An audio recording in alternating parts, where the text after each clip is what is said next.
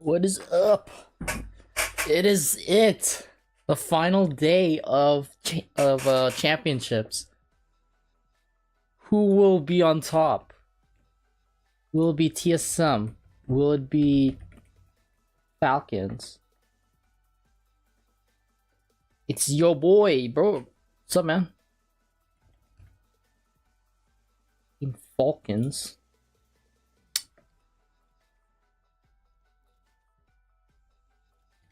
Other. Oh man. It's happening. It's actually happening. I cannot wait for this.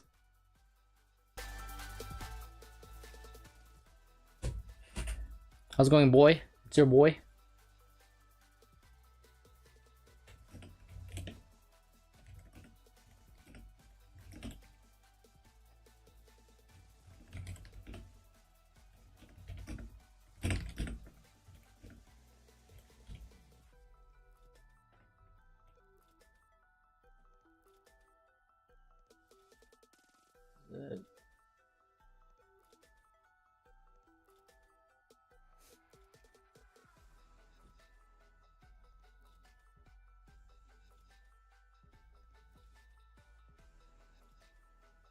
Bro, let's go. TSM.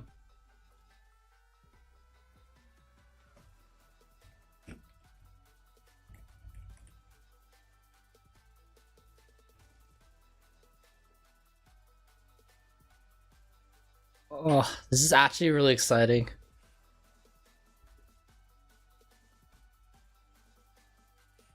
Ooh, man.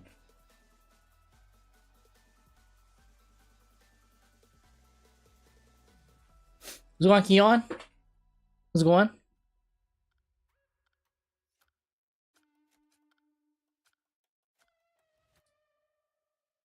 Good to see you. We are watching the ALGS championship finals. Bro, the eagerness I have for TSM, like, I really want them to do it.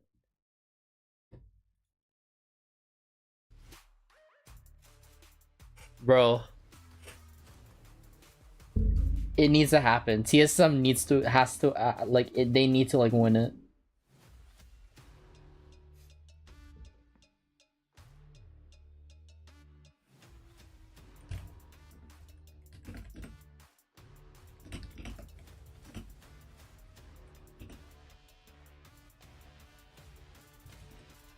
How have you been, Keon?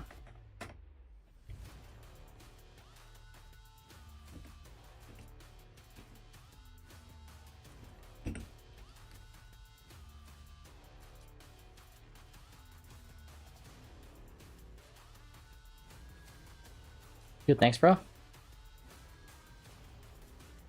Yeah, weekend's alright.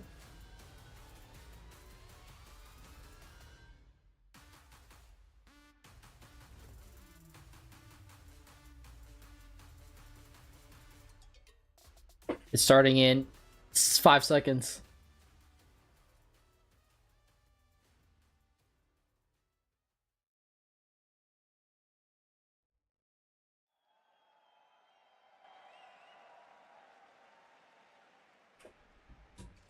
Oh man.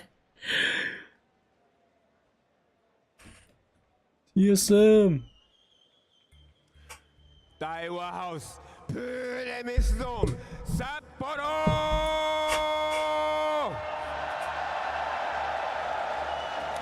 本日は円集落となります。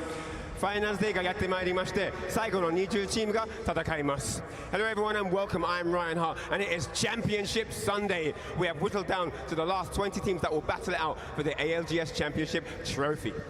ALGS がアジアで開催されるのはいずれ行う運命でしたが、本日どちらのチームの有名が叶うことになるのでしょうか。運命のお呼びでございます。ぜひお見逃しなく ALGS チャンピオンシップファイナルズをお楽しみください。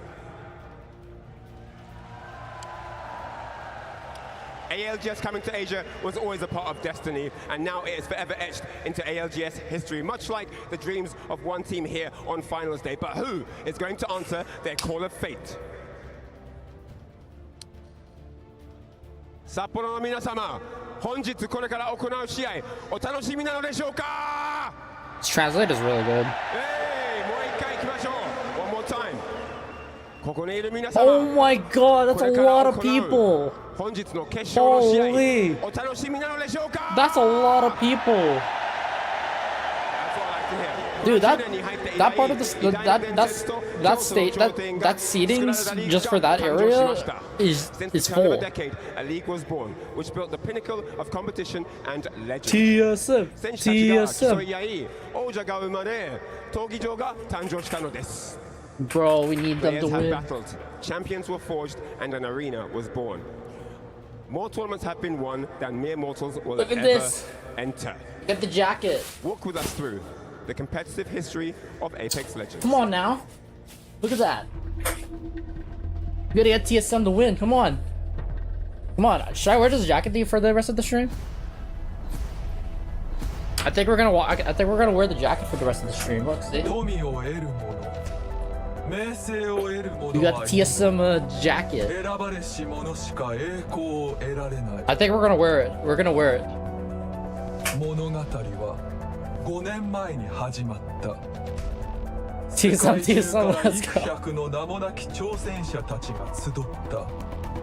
Oh, 過酷な戦いを going on here? 勝ち抜いたのは、歴史にその名を永遠に刻むことになった3名。 oh my gosh, 立ち TSM, 向かえる者は誰もいな the い。 very first champions. 無敵な彼らの時代が始まる。 They were untouchable with their reign came to an time of to an end. Yo, they're replaying the preseason. For TSM, who is going to do it? TSM, you're your champion. しかし、世界は闇に包まれ、戦いは分散した。そしてそれぞれの国で新たな勇者が生まれた。5名の勇者が勝利の旗を掲げたが、王たちは王冠を譲らなかった。 Oh, now you get the base, you get to avoid that arc. You see the cloud, the winner, the two up here. TSM, this is it. TSM are your champions.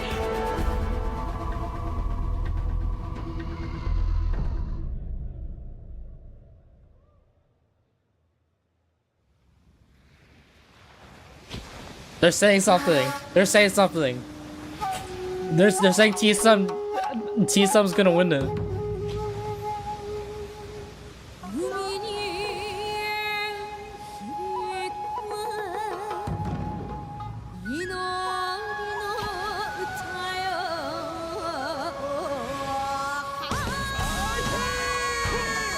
Oh, some big performance.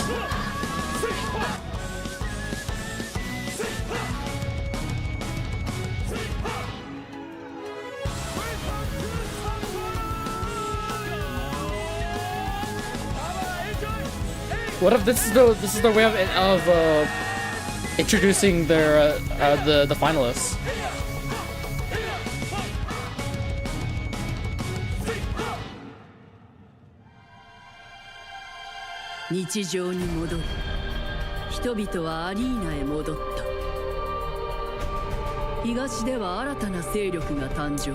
Oh, they're showing all of like all of the champion wins. LG is out. Octane gonna get wide left lane, and just like that, They're showing all of the land wins. They are your champions.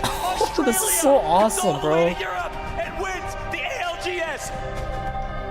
しかし人々は彼らを真の王者と認めなかった。彼らは非常なまでに勝利を重ね世界を制した。 Looking to go back to back, they take out one. Sharky pushes. Dome shield is placed, and now Dark Zero is going to be your champions of the Apex Legends Global Series. 4年が経ち頂点にたどり着いたのは2つの勢力。人々は新たに誰が殿堂入りするのか固唾を飲んで見ていた。 Dude, I love the Japanese the 王者たち commentating. はさらに伝説を塗り替えただけだった。 TSM up in the skies. House comes down for the Earbuds. Oh my gosh. London belongs to TSM. But no, here comes Zero. Zero, the captain, the ideal to send it back down under. Match point specialists. The CEO with the hostile takeover. TSM are your champions. From legacy to a dynasty.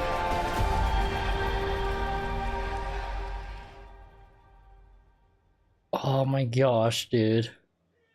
I heard someone say TSM.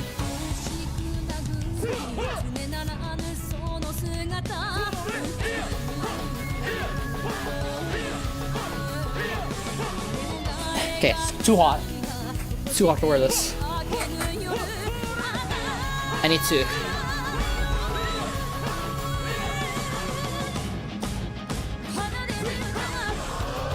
Actually, I'll put it here. How about there?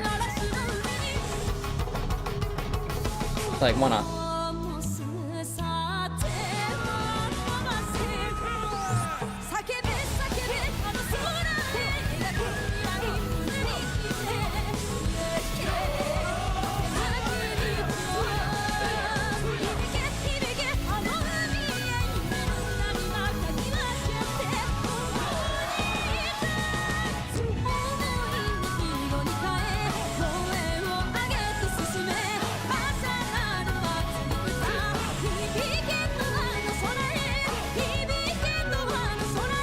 So I'm the only Falcon supporter, it seems.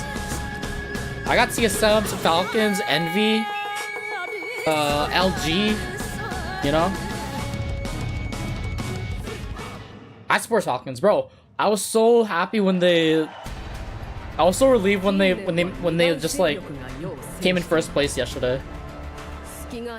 Or when they got that when they finally got that win, I was like, bro, finally. I was like, no way.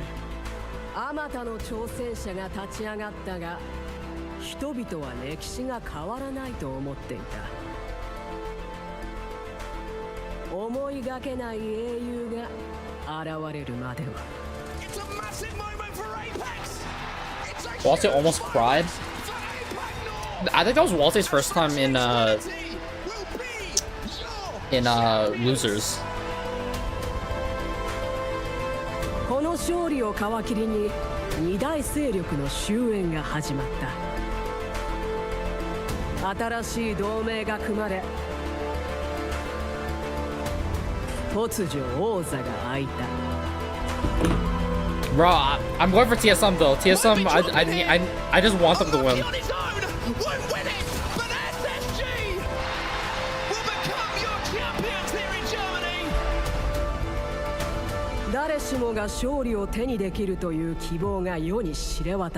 No, he has. He was there for all of the finals, or that he's been to.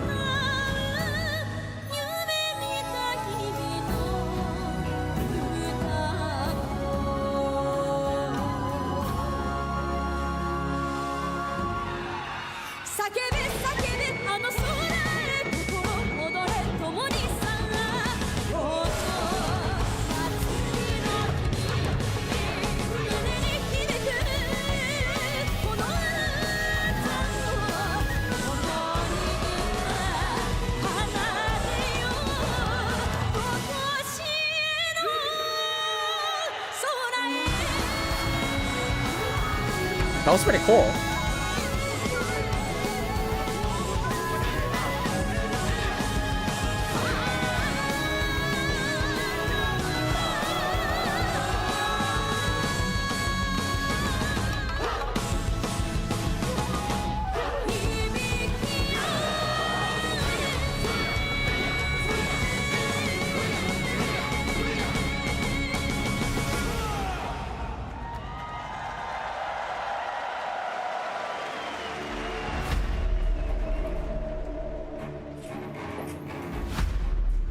そしてここ日本でも今チャンスが訪れようとしている。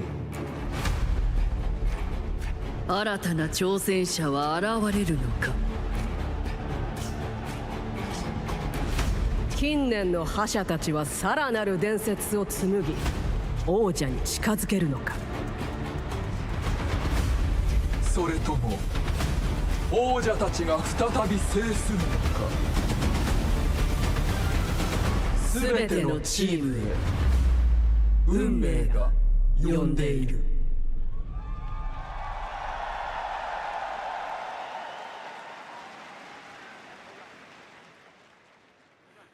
APEX ファミリーの皆様、ALGS チャンピオンシップトロフィーの担い手のご紹介でございます。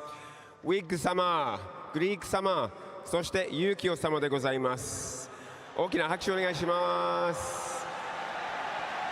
It's time to welcome to the stage the elegant, the beautiful, the wonderful ALGS Championship Trophy, accompanied by our fabulous trophy bearers, Wig, Greek, and Yukio. Oh, it's Wig. Let's go, Wig. Oh, let's go. B-Stream.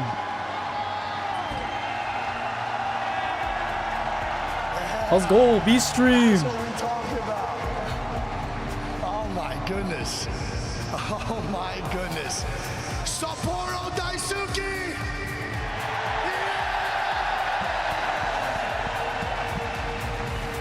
Sapporo Daisuke. We love you all so much. From the ALGS to the B-Stream to the watch parties, thank you so much for coming out today. Bro, look at that trophy, it's shining. In ALGS history, and let's go, baby, come on. Bro, look at that. That is incredible. Beautiful, man. Thank you all so much. 今日がもう最終日なんで、もう残しても仕方ないんで、皆さん全部出していきましょう。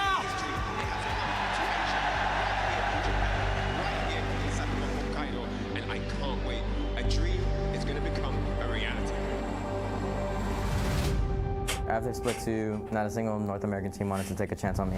I know that I can prove to be on the stage again. 첫날부터 꽉 차 있어 좀 많이 긴장됐고요. 파이널 있는데 더 찰 거 생각하니까 기대되고 설렙니다. Me and the boys just want to prove that we're the best team in the world right now.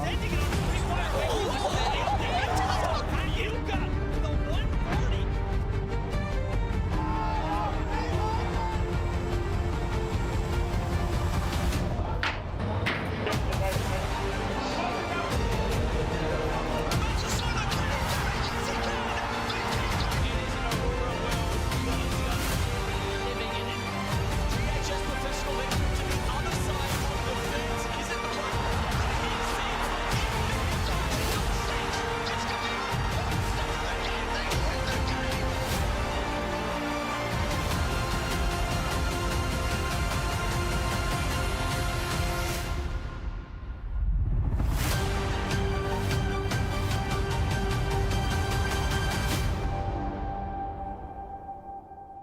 日本代表として絶対に勝ちます。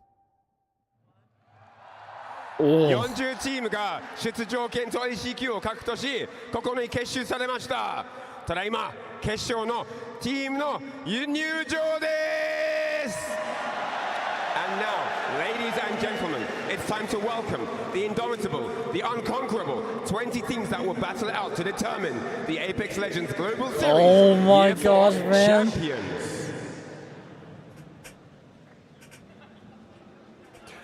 It's time to welcome EXO Clan. 皆様、EXO Clan の入場でございま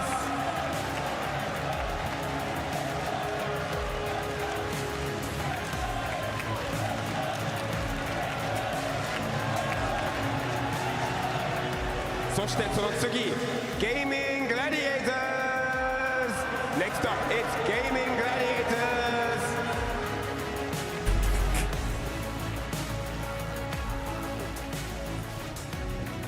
そして BK ゲーミングの入場です。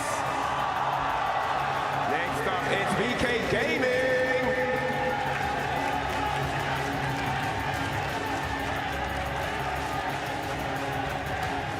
続いてティームファルコンズの入場でございます。Falcons! What's up, Gaines? Bro, we're watching ALGS finals. Oh my god, we got Falcons. 続いてティームノクテムの入場です。Welcoming to the stage, Team Nocturne. No, it's starting right now. It's just beginning. They're introducing all of the 20 teams. 次は Team Go Next の入場です。Next up, it's time for Team Go Next.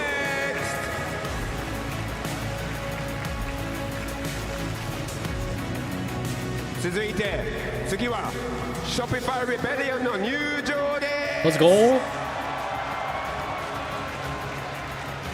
This is the very last day. This is the very last day. Shopify Rebellion.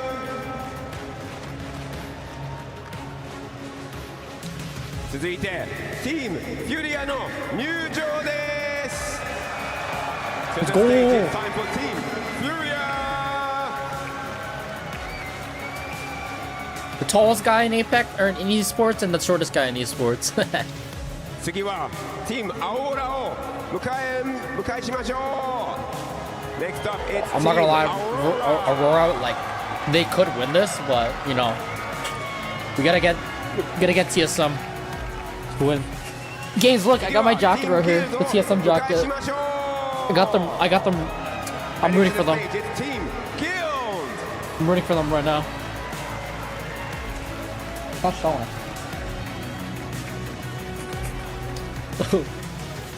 続いて Team LG の入場でございます。 Let's go because it's time for LG. LG.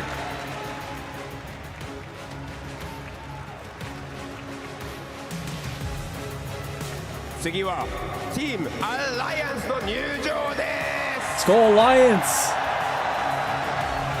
Hands together for Team Alliance.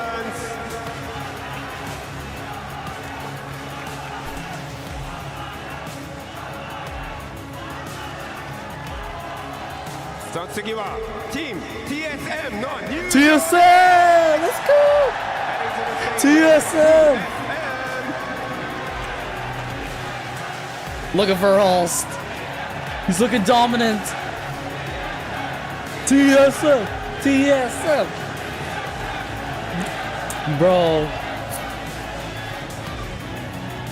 続いて Team Complexity の入場です。 Next up, it's time to welcome Team Complexity. I like how Anime's just chilling, bro.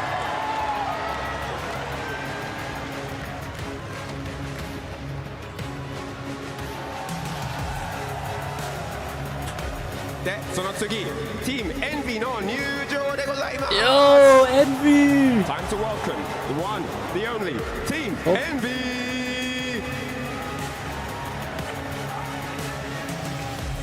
This is exciting. This is exciting. Who will win? Who will take the trophy home? 次は Team Burger の入場でございます。 With a strong appetite for victory. Let's go. Let's welcome to the stage Team Burger.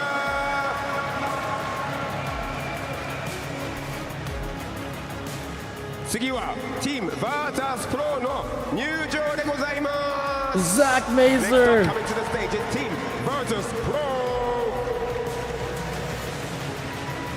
Zach Mazer.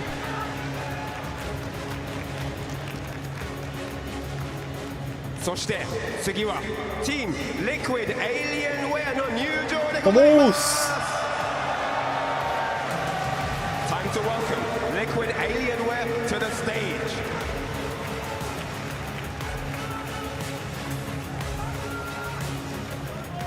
These are top tier 3 teams. Envy, TSM, and Team Falcons. Enter force 36の入場。 Oh snap. Time to welcome to the stage the one and only Enter Force has entered the arena.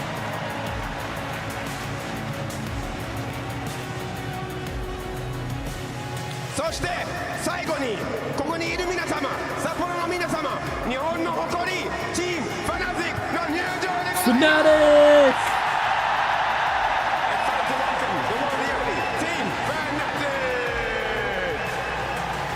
Falcons LG. Bro, Sweet has to get a win, bro. He's been at this for a long time. He has to get a win. Bro, everyone wants Fnatic. We all want Fnatic.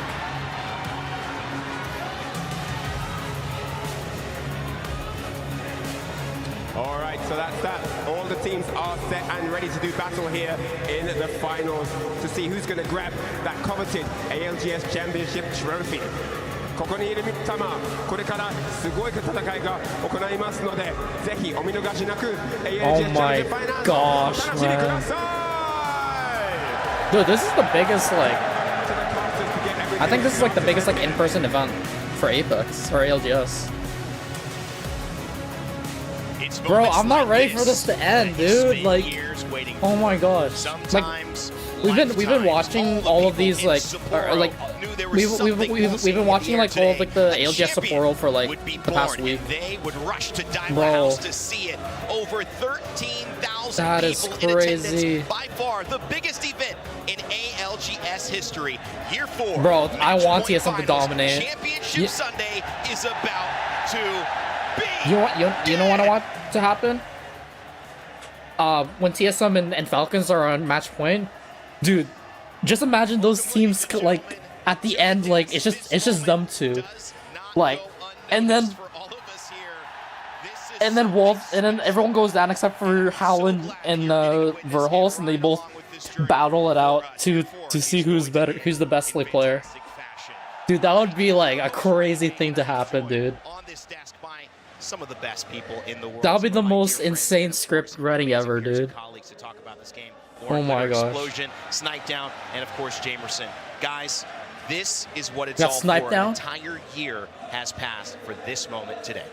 And I think everybody in the crowd is just as ready as we are to get into this. This I mean, is so the moment hype, that actually. our This is teams have actually waited literally hype. extra long for. This is the biggest gap they've had between lands to prepare and perform on a global stage of this size with this size crowd. I mean, it's insane here right now. We've never seen anything like this. We've never felt, I think, anything like this, and certainly Snipe players in those booths probably haven't felt anything like this as well. These lights are I gotta go bright. to these events, bro. We gotta go to these events. Yes, absolutely, and I think it's safe to say who the crowd is. I'm just hoping that it's somewhere in North America than a different continent, because I don't know, traveling to another continent the months and months of prep that went into it. for this is kind of crazy. There is no excuses, nothing left but So the next event the next one that happens in North America, I'm gonna try to you cannot let it slip by. see. And it's incredible because every single region here has an amazing chance at glory, and we talked about how much parity there has been in this tournament so far, and we really are putting the global in the ALGS for this last day. So I'm so glad to see APAC North, APAC South, EMEA, and NA well represented here in the final lobby. It feels special. Guys have been doing a lot of these for a long time. This one, it's got some heat to it. Those teams that just walked out represented all of the regions who have made it to this moment to compete to hoist that trophy. Let's introduce them one more time now on broadcast. Match point finals from a grueling group stage into elimination round 1, elimination round 2, or winners finals. These teams have played and given their all to have a chance to realize their dreams. Shopify Rebellion, TSM, Guild, Gaming Gladiators, Aurora, Alliance, Liquid Alienware, Furia, Interforce 36, and go next 10 teams from our winners round that are sitting in the better position in terms of some of their picks. From elimination round 2, however, you saw teams like Falcons fall down but rise back up to the occasion, as well as Complexity, Virtus Pro, Falcons somehow came first. Team Burger, LG, VK Gaming. Well, like yesterday, like they were like doing really bad, like the first like couple, like the first games or first half, and then they ended up like getting first. Lauren, that is life-changing money. But it's a life-changing experience to even have a chance to play for that in this moment. Oh, absolutely. I mean, we talk about it all the time. Even just making it to match point finals is already an insane achievement. You're top 20 in the world at Apex Legends. Wow. Now, if you're somehow able to get a $600,000 prize pool on top of it, that is not too shabby. But even top 3, all of it's life-changing money. What's the opposite of insult to injury? I mean, it's like a good thing to even better thing. Snipe, you made it, you're top 20, and now here's a little 600,000 as well. Guys, let's start breaking it down because these teams are ready to play. The crowd is hype. I want to get right into it. Emiya, this is a region that has lifted a trophy this year for the first time, Jamerson. They've got some heavy hitters here looking to do it again. Yeah, at the, of course, EWC Alliance, definitely able to get their first win, but I definitely want to talk about Aurora, the standout performing team throughout our group stages, throughout the bracket stages, running the lobbies left and right. One of the highest conversion rates in top 5s in our lobby, and they have been able to just control the lobby extremely well. Now, this is a squad that missed out on Split 2 playoffs, and so they come in with a little bit of chip on their shoulders, right? They had to prove themselves, and people were wondering, how are they going to adjust to the meta? Well, they're dominating it, but man. That's not to be outdone because we have so many other squads well represented by EMEA. And like you had mentioned, Alliance come in. Hawkis, one of the best IGLs in Apex Legends history, always missing out on a LAN win until this year. EWC, he's finally able to hoist that trophy up high. He's done it with so many different rosters to get here, and he finally gets it, and they are getting better and better as they go on. But of course, one last team we have to mention from EMEA, the dark horse of this group, I would say overall, really knocked it out of the park throughout the group stages. I think they surprised everyone with their E-District performance so far, and this was a surprising one. And we knew that E-District would throw a wrench in the works for a lot of teams, and it was going to be Noctum that picked that wrench up and started smashing the machine and really breaking it all down. I love it. And, you know, you could say they knocked them out of the park. That's you're almost there. You're almost there. But great shout out at Emiya, a region that has certainly seen success this year, bigger than any other moment. Can they continue that on and start conversations of a dynasty? A third place, a first place, and another first place? That's pretty close to what TSM did just about a year ago. Now, Snipe, speaking of TSM, speaking of North America, there are juggernauts here. One making it into a limb round 2, one who's made it through winners, and another one we just have to keep our eyes on at all times. I want you to break down who you've got your focus on from North America today. Yeah, I mean, there really is the main team to focus on, and we showed it in the losers bracket, is Team Falcons. They finally got their shit together, going into it with a first, a second, and a first to close it out. I don't know about momentum, but I mean, if there is a thing, then they're going to hopefully carry that forward. We have 2 players in Hal and Zero who decided to combine their forces and try and win, and they just have fallen short so far. Walty fell into the losers bracket for the first time ever, so I know this team who has won before, has been here before, they can come out and perform, and we'll see what happens. Another team that we're going to focus on is Shopify. The big guns. This is the kind of, we have the old and the new. You have Zainu and Koiful, who are the new young guns that have clearly shown how dominant they are. They've now won with 1 IGL. They swapped IGLs. We're going to see if it pays off here in the grand finals with MT. And, you know, these 2 players, Koiful was a kill leader for one point. Everyone's talked about him being one of the best controller players. It's so cool to see these teams in kind of the history in North America, because North America used to be the best region. Now it's kind of up in the air on where it's at. Another team that you cannot leave out here is going to be TSM. I played for them. I know these players so well. Reps and Verholz, I mean, the whole losing Hal to another team has fired them up more than they ever were before. They decided to take a risk on Zapto, who was a relatively new player, gave him the IGL powers. I can't imagine the confidence that he felt having 2 legends in both Reps and Verholz on that team. And one thing I want to point out with all 3 of these teams is that all of them only have 2 of 3 players that have won a LAN. So if any of them win, they will be a fully combined team with all LAN winners. It'll be curious to see what happens. I love the story you set up there. The Falcons experiment. Was it worth it after all to spend a year and not lift 1 LAN trophy? That's what happens if they don't get the W today. And can Reps and Verholz, I saw Reps' parents, Don and Tanya, earlier on, thanked for all the support that's been given to them over the years. Can they do it without Hal? That's the question that'll be answered there. And of course, can Shopify Rebellion go back to back in terms of lands? Going to be so fun to watch. But a team and a region I've been kind of focusing on as well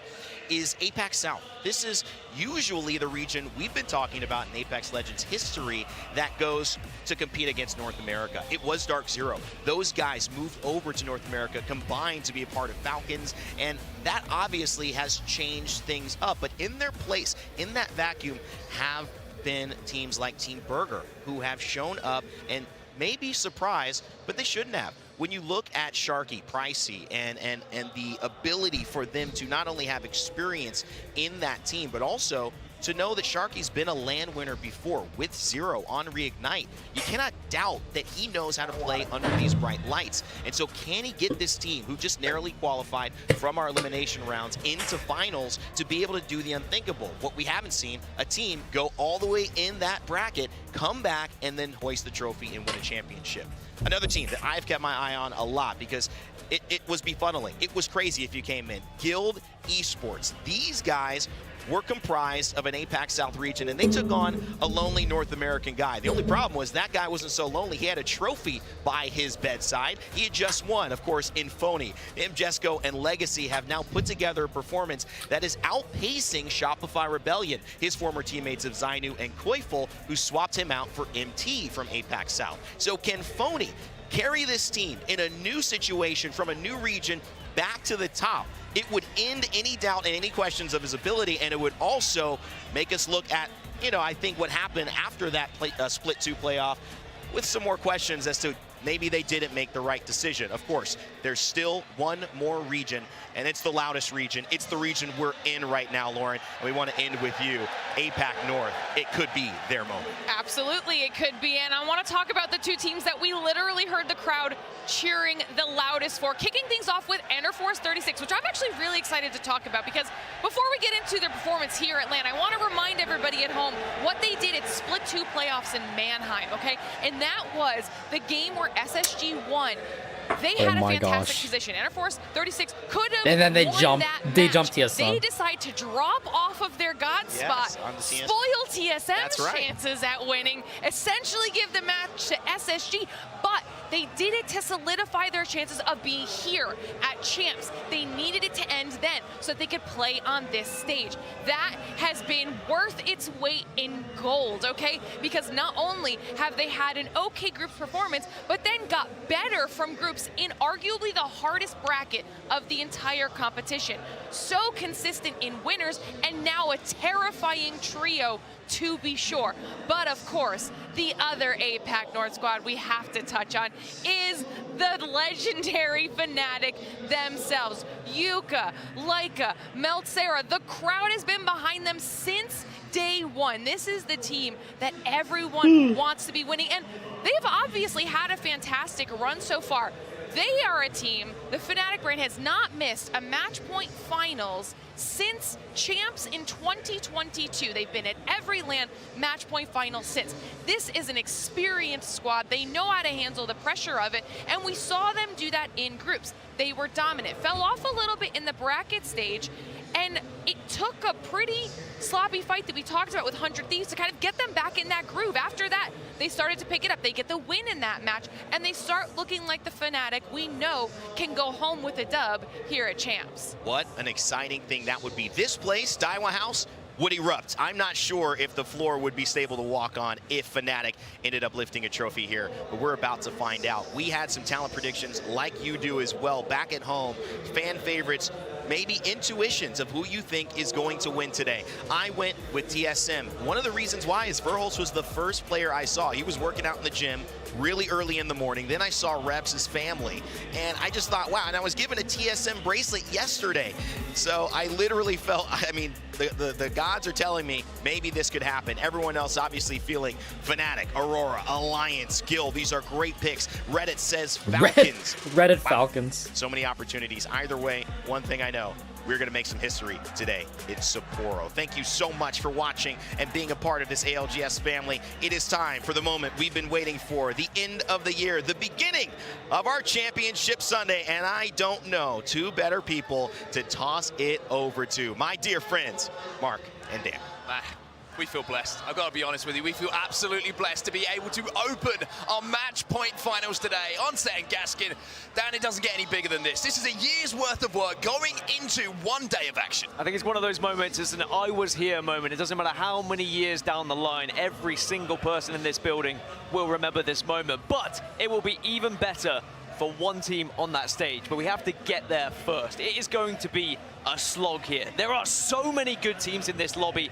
It is very difficult to predict. I mean, we see the talent predictions. We, of course, sometimes we hedge our bets here and there, but it is a scenario where, realistically, anyone on this main stage could be lifting that trophy, and that is something that will produce something spectacular. Well, E-District is going to be the first map that we see in our match point finals, and at some point today, one of the teams who hits match point will have to win that game to lift that trophy. You saw it brought out onto our main stage. You saw the introduction to today, the beautiful dance that we saw down on our main stage, but now it's time for us to almost get underway. Talk us through the POI draft, Dan, because this had huge implications. We saw a lot of early Storm Point picks, but the first team that went to E-District was Gaming Gladiators from pick 9 in that POI draft. So we'll definitely be looking at them and how they produce some results from heights right from that northeast side. If we see the zone shift that way, heights is such a commanding POI to have, just the pure high ground you have. Well, here we go then. This is the moment we've been waiting for. It's been 4 days of action that all lead up to one day. Fate is calling. That trophy is what it's all about. And match number 1 and 60 players in our lobby. They know it better than anyone. Time. It's match point finals here in Sapporo. And it's time to get the action underway. And I have a feeling this crowd is going to be particularly excited for E-District. One reason why, enter Force 36. They are our best performing team on this map so far this tournament, and I cannot wait to see what they do here in the match point finals. I've got chills. Oh my I gosh. had tears in my eyes earlier when we saw the history of the ALGS being played out in front of us, but that's history, and it's time to create some more. And no surprise, we are jumping on with the hometown heroes. The roar that came through in the Sapporo Dome when Fnatic walked out earlier was deafening. The support is here for them, but the question will always remain, can they win here in Japan and call themselves champions? E-District has not been their map, but that being said, they've still been able to find a consistent amount of points to find themselves here in the match point finals. I think a big thing was the difference we saw from group stage Fnatic to then bracket stage Fnatic. They were not the same squad. They weren't playing with that same confidence, but if they can find that early stages here, they could run away with this whole darn thing. Now, speaking of run away, where are you going to be running to in the zone? We're going to be heading to the northwest, up to Resort, and between there and City Hall. And Guild, dropping over at Resort, will be particularly excited about that one. They do have a ring console to work with as well, so they'll have all of that information provided, as well as Noctum. Remember, yes. I spoke about Enter Force 36 being one of our best performing teams. That's exactly the same for Noctum. They have the most wins on E-District so far this tournament, and will definitely be a team we keep an eye on. They also have a ring console. They also know where the zone is going, as they're about to meet Guild. Maybe looking for a god spot themselves. A little bit of an Evo Harvester going to be picked up by them, but I mean, it's the perfect start for the team who has almost felt perfect every time we've seen them Valkyrie. on E-District. Elsewhere, though, we'll see how this goes. Potential interaction happening around the map, and one of those teams is going to be Guild. This was what kind of the potential battle we were talking about, where you saw Noctum and Guild just kind of having a look at each other, maybe trying to play for a spot, maybe just going for that Evo Harvester. But I think one thing we can guarantee in these early moments of our early games today, Dan, there is going to be nerves. There is going to be some trepidation. Even though the adrenaline will be flowing through the bodies of these players and teams, you've got to make sure that when that engagement comes your way, you're as cold as you've ever been. The real question is, do those nerves lead to a mistake? Do they lead to making a poor decision and taking a fight that perhaps you wouldn't?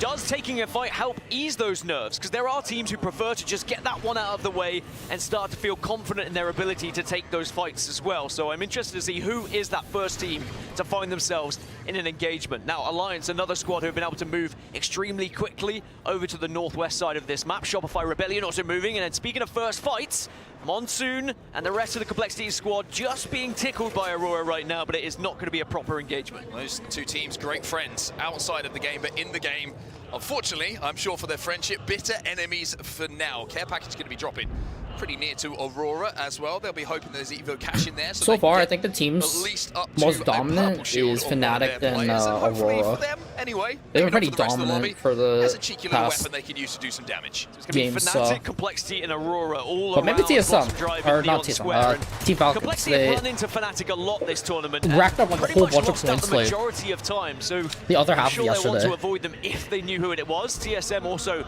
being pressured by Enter Force 36 here, all on Grays, may I add, and maybe E36 getting that information. Do they want to fight this? Because they are certainly closing in on them. So TSM, like you say, not looking great when it comes to armors. Haven't really had the opportunity to leave down the southern side of the map at Shipyard Arcade. Come on, guys. E36 are running them down. Yeah, now, they want E36, no surprise that they want it. They've probably got some armor checks. We saw some damage onto TSM. They know they've got blues. They know that TSM don't. If they play this well, there's no reason they shouldn't be able to pick up some KP here. Well, think back to that Storm Point game yesterday. Enter Force 36 already getting locked on absolutely obliterated the lobby. And TSM need to be careful. To be careful, Bubble's going to go down. Zap has to play the back of that bubble just to pop that cell. See that? He's going to go in. He's going to wreck Verholz. TSM, not the start they would have wanted. Illy with the first one. No, TSM out first. The armor disadvantage for TSM might be too much here. Reps left on his own.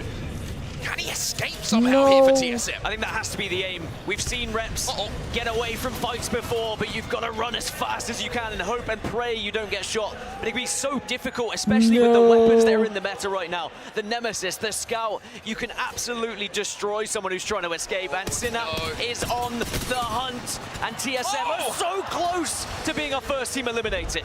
I think Reps knows that this is done. No! That was only first game. That's only first game. Where we're going to see E36 heat up early here. TSM, the first team out of the lobby in our match point finals. Lucky. They just had, they didn't have any. To heat up in the early stages. They literally had gray shields. That's all they had. If you have not seen that Storm Point game I'm referring to, I really encourage you to go back, watch those VODs, and see one of the most historic games we've witnessed in ALGS and how they performed. It was just the amount of fights they were able to win, even when you thought they were down. Now elsewhere, Fnatic will continue on their rotation on the western side. They're probably going to try and skirt the edges and get up towards Boardwalk. I think there is one team up there, but they should be okay for now. One thing I love about this zone as well, this is more of a typical E-District zone. This is one where you see a lot of buildings that can be played up to Zone 3, Zone 4, where everybody has a place to play. And this is going to be a real test of, I think, the nervousness that's in the camp of each of these teams. Because when we've got everybody stacked up, if you've watched Apex Legends before, you'll know that it comes down to those micro rotates, the micro decisions that you have to make towards the end game to find a space, a third-party opportunity, some way to progress in those leaderboards, get those placement points, and let the kills come to you. Falcons also trying to get to the western side of the map, arguably to hit the ring console just below Blossom Drive, but let's see where this zone is going to be going. Continues to pull a little bit further north, as expected from everyone who had already found themselves in this area. They are going to be comfortable in the buildings they previously found. A couple of teams just keeping an eye on. Ender Force 36, of course, who dispatched TSM a little bit earlier over at Shipyard Arcade, just working their way through zone. This is something they've done quite a lot, actually, here on E-District. They've kind of taken an early fight, and then with the Valkyrie in the composition, looked for a late hit on ring console. And this game's rigged. Taken to the sky. All the games are rigged, bro. The end game circles are definitely not normal. Here in our match point finals. I think this might be the most Valkyries we've seen in a lobby, certainly that I can remember anyway. Only a couple of catalysts alongside it. Falcons on the left side of the map. And then we're seeing the tried and tested Newcastle, Gibraltar, and Rampart, Aurora which has been the most popular one. But we Enter also Force have a lurker in the lobby from there. Exoclan. They've been running that throughout the tournament. And, of course, I can't not mention it, we have the Mirage on Aurora. Could we see the first ever LAN victory and first ever trophy picked up by a Mirage team? So third beacon information has been gathered here by Shopify Rebellion. That's why you see that green circle in the top left of your screen on the map overhead, and they are going to play this position and be here for quite some time. Spoke to Slayer from Slayers from Exo Clan a little bit earlier outside the hotel before we arrived here at the venue, and he kind of questioned him on the low pick, and he was like, we just want to loot up as quickly as possible. We drop the low brawl, we get 2 guns, we'll worry about the loot later. The black market availability means that they'll be good for cells, ammo, whatever it is, and when teams die around them, everything as far as gunfire, attachments, weaponry could be brought to them. And when you look at Legends that can escape, that can get away and get your team back up to a full 3, Loba, one of the best, especially with the changes as well to her bracelet, getting 2 times of it now. But ExoClan would rather not have to run away from fights, but they find themselves in yet another finals lobby. Somehow, some way, they just keep getting here. An incredible team. When they get in those fights, when they get down and dirty, they just seem to find the points. Only 3 teams outside of the zone at the moment. E36, Aurora, VK Gaming, Virtus Pro? Did I say 3? Maybe 4. Virtus Pro pretty close to the northern side of the zone at the moment, though, so they haven't got too far to go. Fnatic are sort of entering zone at the moment, down to the southern side. Furia pretty close to them, but not close enough for an engagement to break out. All those teams, of course, will be looking to level up that Evo, hit a couple of Harvesters on their way to zone to make sure they've at least got purples, as they will have to fight their way in a little bit later. Yeah, this was the Virtus Pro squad you were talking about. VK Gaming on the other side of this down south. So if Virtus Pro don't feel like going through the choke on the north, they might run into VK, but I imagine that they will just try and reposition, get the ring console, and wait for that information. So that's going to be the play indeed. Ring console is going to be high priority for VP. Elsewhere, Aurora have just found a solo member of VK Gaming, and I think they might have just been scared away by the presence. I mean, it's smart from Aurora, right? It also shows maybe a little bit of nervousness, because they see one player, they're like, oh, why is someone in zone? If we go down here, or there's a full team above us, this is a difficult fight to take. They back down. It's kind of risky if you just like try to go after someone here, and you can see like deep in zone on that and not have enough information of where the other teams are. We always have the extra ability to, you know, see the map overhead, but you can understand why these decisions are made. Similar to yesterday when LG didn't go up the zip, for example, even though we knew no one was there. They made the right play. Wow, okay, we're going back up towards Resort.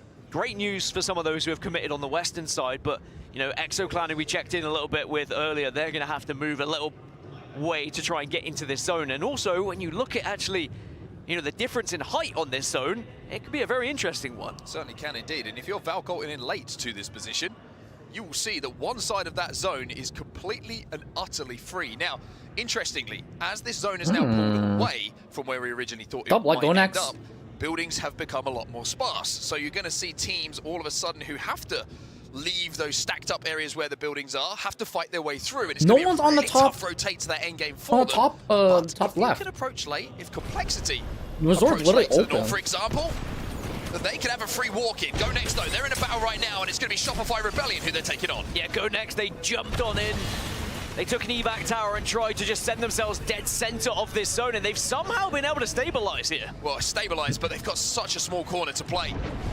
You can see that Noctum are looking above as well. Atom is just looking down, hoping that someone pokes and he can take advantage of damage. Go Next just surviving at the moment, not interested in trying to engage. I think Shopify Rebellion might have tried to swing out on some damage to deal with them, but they will survive for now. 19 squads still alive in our lobby. Shopify Rebellion didn't want to overstep their boundary there, especially with Noctum above them, but Zainu does bubble out as he's just saying, look, guys, we can take them. We got 3 free kills here potentially, but they're very concerned about the team above them. And it's not worth throwing away the whole game just for 3 kills, but at the same time, they have to assess the threat accordingly. We just saw from the POV of Zainu, the 2-time LAN champion. Part of the duo alongside Koiful, who won our last event in Germany, the Split 2 playoffs. Skynade went up, but didn't quite connect. Furia, though, full red armors. I think they had access to a mythic bin, if I'm not mistaken. Well, this is scary. Go Next have now gone underneath Shopify Rebellion here, but, you know, with VKG and Furia in the area, you're reluctant to take this fight as well. It's why we're able to see teams cohabit so closely as well. I mean, Go Next have just slid under SR right now. You can see they're playing that bottom floor. They managed to force their way in. Plus, they've got the Catalyst being played by Zidane. That makes it the push a lot more difficult if Shopify Rebellion want to try and swing, because those piercing spikes, they're going to slow you down on that staircase, or certainly they're going to have to be shot out, which is going to give you the indication that they're going to try and swing. So Catalyst being very vital in this situation. Well, Fnatic, you spoke about that open space over on the northwest side. They're trying to find it, but they're not the first team there. Furia already found their way over here. Enter Force 36 and Complexity are all in this same vicinity now, but Fnatic have got this high ground and they have this ledge. LG and TSM go off wall first. down here, the castle wall comes out, and I tell you what, you might just be king of the castle. Is that even circle? I don't think so. Ultimate, the Skyward Dive showing its value here on E District. Rest of the lobby doesn't like it though. It's like that wall doesn't adhere to building standards. We're going to remove that one for now. Still a couple of squads that are so close in proximity that are not taking the fight because they're so worried, with 18 squads still remaining here with the fourth zone closing. But Noctum, remember, they were on that bridge and a couple of them have been knocked. Real question is, will they be able to get back up onto their feet? It seems that every single time they get a res, Alliance are in the kill feed knocking them. It's also 0 from Falcons with a Kraber who got that initial knock. So Falcons, weaponry-wise, are going to be very happy with what they found on their little journey towards the zone. They're on the southern side of things at the moment. Get shot through the grates. Esports are once again just showing how you can survive in the smallest of corners in this meta. Team Liquid Alienware versus ExoClan though. Jaguares popping a battery, trying to slide down and out of the bubble, but it's not looking like a good situation for them. ExoClan have an opportunity to clean this fight up. Yeah, ExoClan have been able to get the initial ones, but they also have to move at the same time, and both of these teams might end up on their backs shortly. So Exo probably just want to guarantee the point. Liquid Anywhere get eliminated by Shopify Rebellion though. Zainu from the window with the scout does the job, and now Exo, it's their turn to try and push it. Have to use the bubble to cross when he's going to dive down. Swinny, 1 HP. Slayer 0, ExoClan out of the lobby. They will be eliminated. Couldn't make that cross in time. Yeah, I think that was inevitable. Once teams caught wind of where they were arriving from, they were able to get eyes. Virtus Pro also got taken out of the lobby, as now Aurora and Falcons are so close to one another.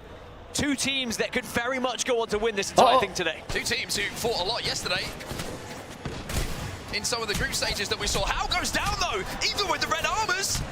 They can't do anything in this situation. Waltzy's trying to escape, he can't do it. Falcons just get absolutely run over. As Unlucky in effect find themselves on their own. Alliance, the IGL on his back for now. Aurora really commanding their position, taking that space, taking that height. As Alliance are back up as well. The bubble gets them on their feet, but Aurora have now just lost 2 as the Gaming Gladiators take advantage of their position. It's Aurora. Pieces of Aurora. There's a Mirage. What's that Mirage? Didn't manage to finish him off. Sheila and Phony take on that high ground, and luckily that attack was there just in the nick of time to keep them alive. Shopify was eliminated. Shopify Rebellion also don't make it into our top 10 here. Gaming Gladiators have also been eliminated as Fnatic bang center zone all of a sudden, by the way. Start to have a little peek and think, can we find some KP? These Valkyrie teams are pulling stuff off. We've got 4 teams alive who have Valkyrie in their composition. I think it is really demonstrating how important she can be here on E-District, especially with certain zones. I know it's always going to be different depending where that zone goes, but both Enter Force 36 and Fnatic and Furia as well have found themselves on that northwest side we were originally mentioning. Well, I mentioned 2 of the previous LAN winners that we had in Mannheim, Germany, the Split 2 playoffs. Well, we all know the drama that unfolded after that, which left Phony here, the IGL of Guild, having to find a new squad. Unfortunately for him at the moment, one of his teammates has fallen in Legacy, and it's Hackers with that PK who gets the knock onto him. No time to res, no time to think. Effect walks on in, and Hackers gets the final job done. Guild eliminated, but now BKG pushing up. It's E36 on this side. Oh, they've lost everything. All the colours gone, Team have gone in the meantime. QQ doing what he did yesterday. The Valk tries to fly away. It's aimbot taken to the skies. E36 are gone because Fnatic. Oh my god, Fnatic are just peeking everything. How is Yuka peeking it? They're not shooting him. That's What the a heck? fatty thermite if I've ever seen one, as Alliance get eliminated in the kill feed as well. VKG the next to go. 6 squads now remain, and the crowd starting to believe in Fnatic here in match 1. As Fnatic could kick this tournament off with a win, and maybe they're looking to kick off match point finals with a win as well. Go Next versus Noctum Esports. Both EMEA teams now forced to fight in and around this castle wall and this bubble. Remix Powers making sure he gets it back up while Sheila defends, and Go Next, they just can't push. They can't push, and that bubble's going to go down. Remix Powers. It's Fnatic from distance again with a grenade that gets involved. So down with the PK. Trapped in the cat spikes, but isn't able to survive. Go Next to gone because here comes Complexity. Oh my God, Complexity. Taking out both the EMEA teams. Just when you think you're safe, suddenly a grenade out Bro, of imagine nowhere. Complexity wins. I wonder what We've got Fnatic, Monsoon and Kimchi are gonna do, bro. in match 1 of our match point finals here in Japan. That'd be really awesome Envy for have been Monsoon. very quiet, by the way. He's just come a long going way. about their business, avoiding all the gunfire, but I think Fury have just spotted them out. 2 of our 4 teams with a Valkyrie in their composition, may I add, as Fnatic have just created so much space on this northern side.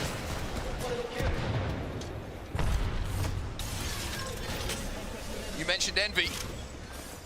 Well, across from them, staring them in the whites of the eyes, is going to be Fury, and a slam and the counter slam. The wall will belong to Envy here, which will They need that force give Fury it away.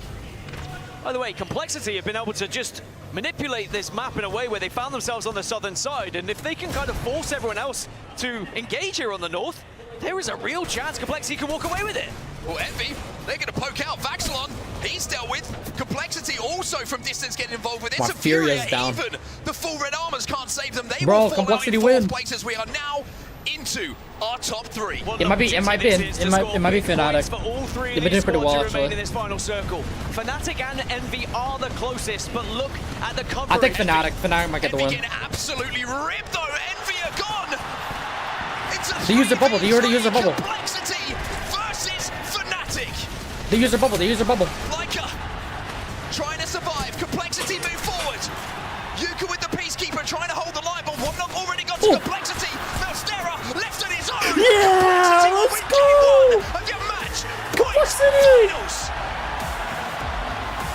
Oh my God. His name, Monsoon on the desk, lets them know. Fnatic have been a thorn in their side all tournament long. What was it I said right at that start of that game? They keep running into Fnatic. They keep losing the bubble fights. But I've heard it time and time again. Oh my God. This is Complexity's meta. And they put big points on the board in match 1.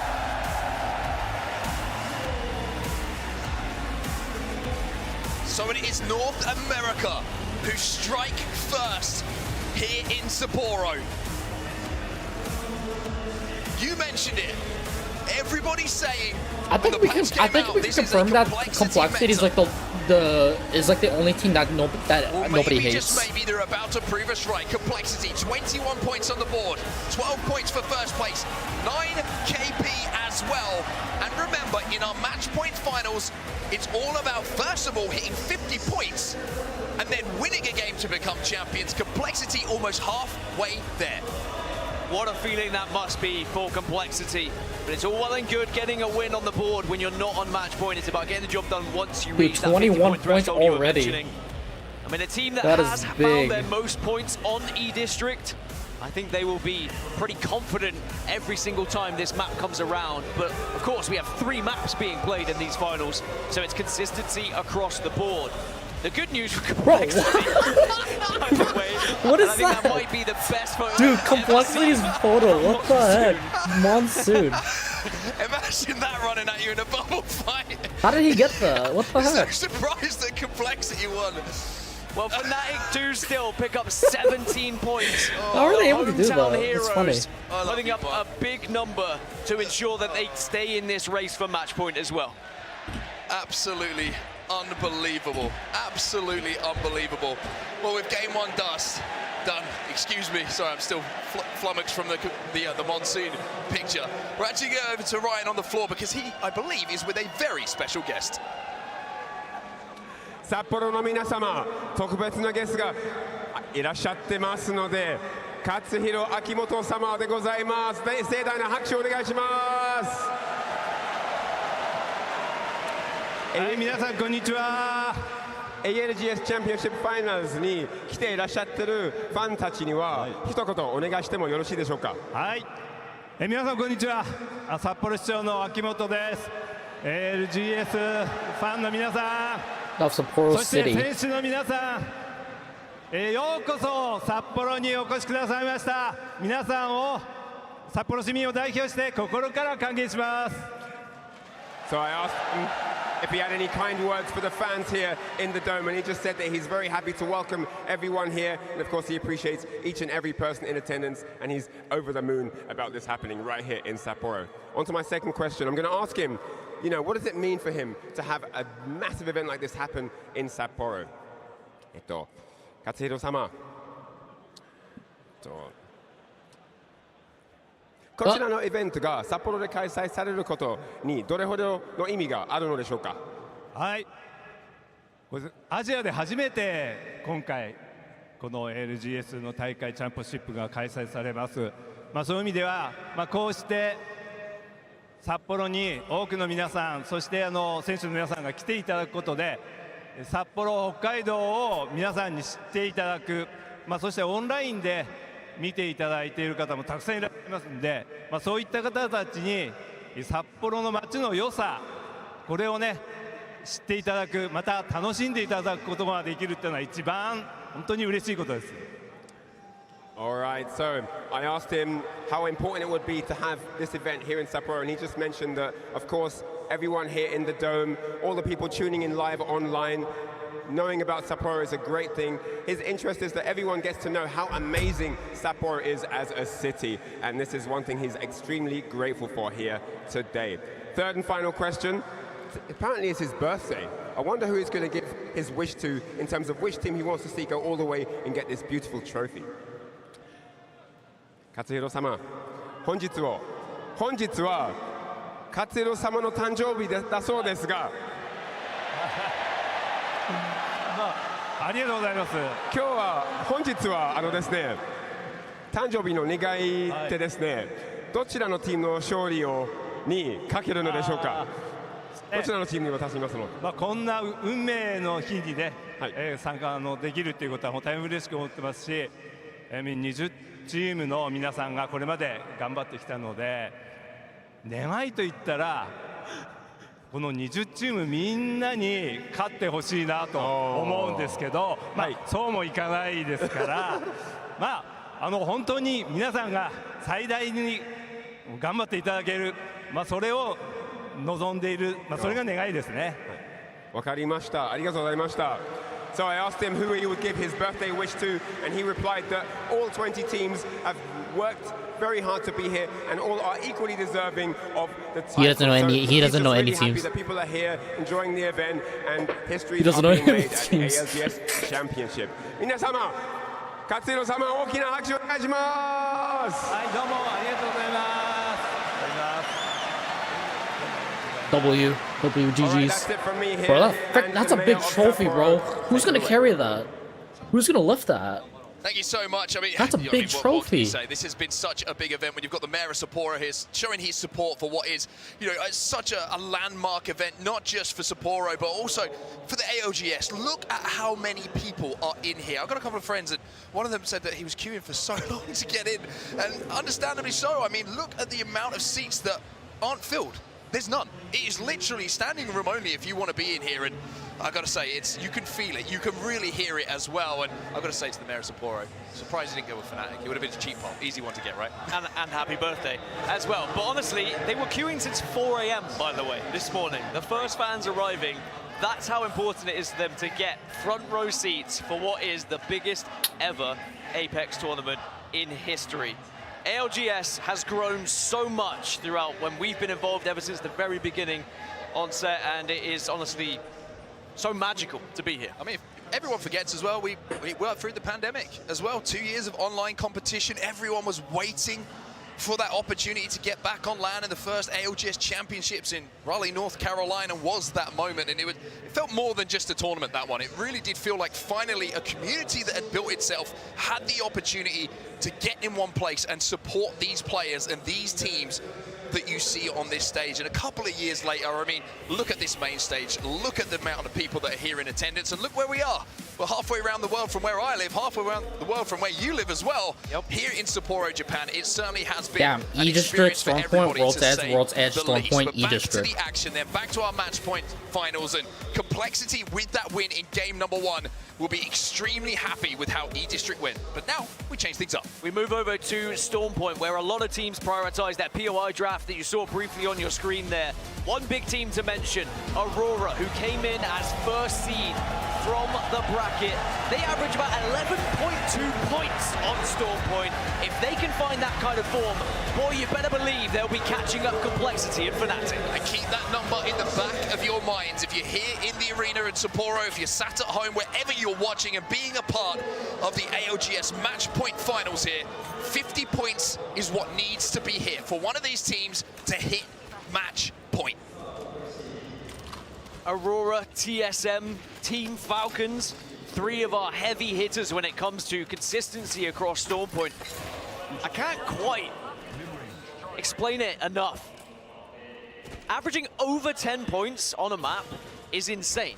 It's all well and good getting a 1-off and getting a 15, a 16, and whatever, but to consistently do it, 10 points plus, time and time again when you are on this map, just shows that you are a real threat in this lobby, because so many of these games have been decided by Storm Point. So much priority has been sent into this map for the Tridents, the importance of having that vehicle to get into a position. And if you can be one of those teams that is game in, game out on Storm Point, getting points on the board, it will give you such a good chance of reaching that 50-point threshold. Well, let's talk about zone here on Storm Point. Let's talk about where we're going. Let's talk about the difference between the last zone that we saw on E-District and what we're about to see now. Historically, Storm Point end zone's usually a little bit more open than what we see on the likes of E-Districts, even World's Edge as well. And this one could not be more open. It looks like potentially a bean zone, one that's finishing in and around the God Rock as well. And, you know, you're looking at Guild at the moment. They're heading out towards Guild knocked them, EXO. If I'm not mistaken, there at Cenote Cave, so they're going to have a really good idea of where this is going. And Noctum Esports, who have been one of the quickest rotators when it comes to finding an endgame spot, well, they're already claiming their spots. It's tough to tell whether Aurora have a ring console or a survey beacon Or there. Go Next coming in. But maybe it's only a beacon. It's tough for them if it is the case. Now, EXO Clan have already moved in. Noctum find themselves center zone. Go Next, moving very quickly as well. And you mentioned there is a lot of open space. TSM trying to go after Fnatic? Not much playable area. They're going after And I think Fnatic. that's what's going to be quite scary TSM going after for all of Fnatic. these teams on the edge that are going to arrive late here. It's about timing it perfectly. If you are one of the teams that is playing Valkyrie, for example, do you try and land as the zone's about to shift? No, they're Maybe going you can around. They're catch going people around towards moving out circle. of some of these areas. Maybe you can catch people as they're fighting. There's going to be a lot of decisions to be made. Yeah, just the note on Aurora and if they do have a ring console or not. If you're wondering why we're not sure, it's because there's a support bin and an assault bin on our mini-map right over the top of the icon that will tell us. So we'll get that information to you as soon as we can. But Envy, for them, it's all about collecting Evo, a very different path for them towards this zone. Wow, Fnatic already pushing, and it's TSM. Oh, TSM, bro. Under fire yet again. It's a different APAC North team chasing them, though. Well, the difference is here, TSM are the ones with blues, and it's Fnatic who have the white when it comes to armor. Come on. Reps goes for the slam, but here is the counter slam from Yuka that forces Reps and TSM off of this high ground. Yeah, this is a big fight for TSM. They can't afford to go down early in 2 games in a row, but Verholst has Sheila singing. Zap gets one, Reps gets the second, and Yuka's Yes! left on his own. Yes! Not going to be able to do enough. Yes! TSM this time around TSM! will be the team to eliminate someone versus Falcons. They might have found someone who's just perusing in the spider caves. That was a must-win for TSM. It's Shopify Rebellion on the receiving end of this, by the way. Giants commanding right now as 1 knocked on either side. No, make it 2 knocked for Shopify Rebellion, so Falcons have the advantage, and Shopify will try and escape. Falcons, we mentioned how one team fight can change the confidence, the swagger, like I mentioned yesterday of this team. And if there's anyone, I think, with all due respect Everything's to the rest like of the lobby, they would love everything's to literally take down just like a 3v3. heartbeat. Like holy. It's Shopify Rebellion, 2 members of which, of course, the champions of the previous tournament. Got to remember as well, Falcons playing out of Command Center, or maybe you don't remember, you might not have seen that POI draft. They are playing for command center and not a usual position you would see Falcons playing from, but it's as close to Lightning Rod as you can get, really, without being at Zeus Station, which was also taken by someone else. And Falcons decide to move up north, and then they catch Shopify Rebellion on their rotation. Yeah, a little bit of a counter-rotate coming in from Falcons. I think they probably did that because of where this zone is going, and it's all about prioritizing Evo for them to make sure they've got the armors, and Shopify Rebellion, quite simply, by the looks of things, didn't really expect it. They were expecting a little serene walk through the spider tunnel, which is a terrifying sentence to say, but it certainly wasn't for them. Noctum Esports will deal with Team Burger. They will go out next. Very comfortable fight for them. And just to go back to that TSM Fnatic fight, by the way, considering it is Fnatic, one of our best fighting teams in this lobby, I cannot state how important it was for TSM to find a victory. Had they gone down 2 maps in a row, right at the start with 0 points, it is so tough to try to back from that. They're after him. Shopify Rebellion, goodbye. They will chase him down. There's a few Oh my god, they're bullets. shooting at him. There's a cheeky little smile on the face of Voltsy as well. You get the feeling they knew that was Shopify Rebelling, and they are trying to get in their heads. It's all about mind games, something that goes a little bit underrated, I would say, throughout Apex Legends. If you can get in the head of some of your opponents nearby on the POIs, that could encourage or discourage some rotates. It could discourage them from pushing a certain way. TSM. Oh, they avoid it. Freaking god, why are they not healing? Break hard, very hard. They're gonna lose the card, they're gonna lose the card. Managed to just avoid a terrifying. Oh, No, I was gonna say, look, it's enter 40-36 again. But it's gonna be Elite who gets the knock onto Verholst.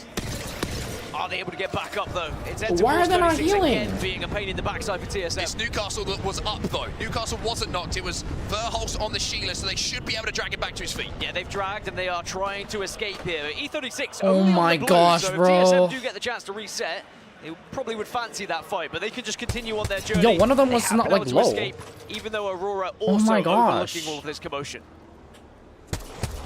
You lost the 4 car. points for Aurora in game number 1 on E-District. Playing the height here at Barometer, looking for essentially easy pickings on teams who might be rotating through that POI towards where this zone is going to be going. And speaking of which, here is your map overhead, and that is where the zone is going to be pulling. Oh my now, god. Sometimes we see it finish There's so many in and teams that around are the already kind of there. rock formations You where really gotta Complexity, prioritize like the winners of our positioning game in this 1, map. have positioned themselves. So Complexity in a really, really strong spot here. And just from the position of Aurora, I would like to confirm that Sonota Cave didn't have a ring console because they did go down to Barometer to ensure that they could get that information. And I think it'll be a bit annoying because, you know, it's always frustrating when it is a circle that's close to your POI, but Where's by TSM moving going, this bro? way and getting late ring console information, they get even more of an advantage when it comes to where that zone is going to be. Just won't have priority. Oh my god, they're going into to some Gleaming of those Gladiators. positions. Also, Aurora not adverse to playing that kind of style. You know, They're gonna we bump see them into ring GG. console on their POI and then counter-rotate sometimes historically. So certainly something they won't be too uncomfortable with doing, as we see GG and TSM. Like you say, TSM just seem to be walking into fight after fight, and it's Lufka who gets some good damage. But no, it's completely turned around. TSM! Yes!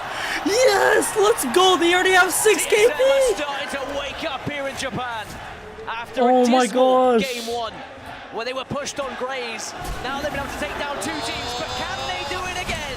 TSM being tested. Oh, he messed up with the... To stop the push. Zap's left on his own. You can see they're trying to swing out here and catch him off guard, but the Gimeo in response means that Zap will be able to escape. But Reps will be the first one to fall here. TSM in a 3 versus 2. 2 versus 3. Do they just try and retreat out of this one? How confident are Zap and Verholst? It's not an easy place to try and escape. A lot of open ground. You can be shot from a distance. They're going to take the fight. I think what's happened here is Zap has sacrificed himself. He's trying to buy time so that Verholst can escape. Good. And that Okay, looks okay. like job done. Alliance then. Madness missed the Madness missed the Part ult. of the map here on Storm Point. They're over at the mill. They have console information as well. And a little bit of clay pigeon shooting at the Trident coming in from Effect. 6 points for Alliance at the moment. A major threat in this lobby. By the way, just got a knock. Envy just got a knock onto Illy here, so that's why they're trying to send this one. Envy are so weak though. There is still a chance for aimbot here. Oh, doesn't connect with the shots. And the Force 36 do go down.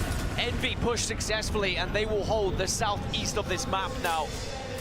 And the Force 36 go out in 16th position. 15 squads now remain. A placement point gained for everyone left. Envy have had a very difficult road to this match point finals, but it's a road that they're still on at this point. Group stage is not great. Didn't look too brilliant in the elimination bracket either, but they got the job done. Oh, Falcon's got to be careful here. TSM will be eliminated, so TSM unfortunately Verhos wasn't able. I mean, they got a lot of KP from that. You got a lot of KP from that. Okay. How having to Q is back here. Wall will go down as well. And now they're trying to rip someone down on the cross here. Oh, the bubble goes down just in time, and Falcons can't get that knock, but more importantly for them, they survive. Yeah, Liquid Alienware. Not a lot, but the team that are just being shot over they got big Falcons. KP from that, honestly. Holding the egg building right now, but Falcons really love the position they've taken and the rotation they made all the way on that western side to hold this spot. Dude, VK is just does chilling. continue to shift further west, and they're going to be in an absolutely brilliant spot that they've had to fight pretty hard for as well, forcing Liquid Alienware just slightly away from their position. Well, Fury, you can see on the right-hand side of your screen after the fight that they had in and around Jurassic, are just using the trident that they left behind and kind of dismounted at quite some pace to fight TSM to collect a little bit more evo and information. And it looks like they're going to hit still outside the ring. Survey Beacon here. They are playing Valkyrie, if I'm not mistaken, in their lineup, in their composition. Just checking across to make sure I'm right. Yes, indeed, they are. So that means that they can play for this late info. And then, like we say before, take to the sky, slam a spot late, claim it as your own. So unless Alliance and Virtus Pro take a fight against one another, they're both going to be in a good position with where the zone is pulling. Because the mill is still going to be in it as it transitions a little bit further north. By the way, Mythic Bin has just dropped down close between Complexity and Aurora. You can see it there just on the left-hand side of your screen. Brilliantly observed by our team behind the scenes. This zone pull is nuts, by the way. No, only Alliance and VP are in zone at the moment. It's pulled hard to the north. I think everybody was kind of expecting what I was expecting to see. Around those rocks where Complexity have set up early, Falcons, they rotated into the back of those rocks as well. And now, on our map overhead with the beacon information that we have, we can see it's pulling all the way back to the hillside of the mill. So Alliance are in a fantastic spot. And again, most of the teams won't know that yet. They won't have been able to have it because if you're set up, you're not going to be hitting that ring console. So you're just going to have to wait for the next zone to close in. And by that time, some of those Valkyrie teams, some of those late rotating teams might have taken some of those primary spots within that next zone. VK Gaming could be one of them. They're still hovering on the outskirts right now. I don't think anyone's on their side. Close in and maybe just be shot They're by the kind of likes alright. Noctum VKG. Alliance, who are going to be looking that way. Probably looking at teams who have Trident. Speaking of which, Aurora are one. As to how they're going to try and rotate and find a place to play. Having a Trident in these open spaces is invaluable. Absolute gold dust, because you have that indestructible cover to create something where there is nothing. Fury are another one of those teams who are taking a little bit of a rocky approach in more than one way. A couple of bumps and scrapes, but they'll be good. Monsoon and Kimchi, not good though. Our previous winners have been knocked, or at least a couple of them have. Enemy, the last remaining player. Are they about to go from first place to 14th place? Can Enemy dip, dodge, and This guy's dive? missing his shots. It's alive for now. But how long he's going to be alive is a different question altogether. Also, not really any opportunity to craft unless he was able to grab the banners and has a Moby in his backpack. But the only crafter that is available is in zone over at the mill or middle zone where everybody already is. So good luck crafting there. I think that might be a little bit risky, especially on Rampart. Yeah, I wonder if we'll see a desperate attempt to try and get those banners. It's going to be a call from the IGL as to whether you think you can achieve any extra placement points getting into that top 10 or further. Team Falcons now moving from that western side all the way up to mill here, so they're going to join the likes of VP and Alliance. Noctum Esports versus Envy, and Envy is fighting so well at the moment. It's another clean fight from Envy. Noctum just swatted to the side, but Envy have got to try and reset here. They do get the slam, but oh, don't be in a corner with a Newcastle. But did he counter slam? Yes, he did. He broke the wall. Xhaka will find one. Envy dealt with Complexity also will fall.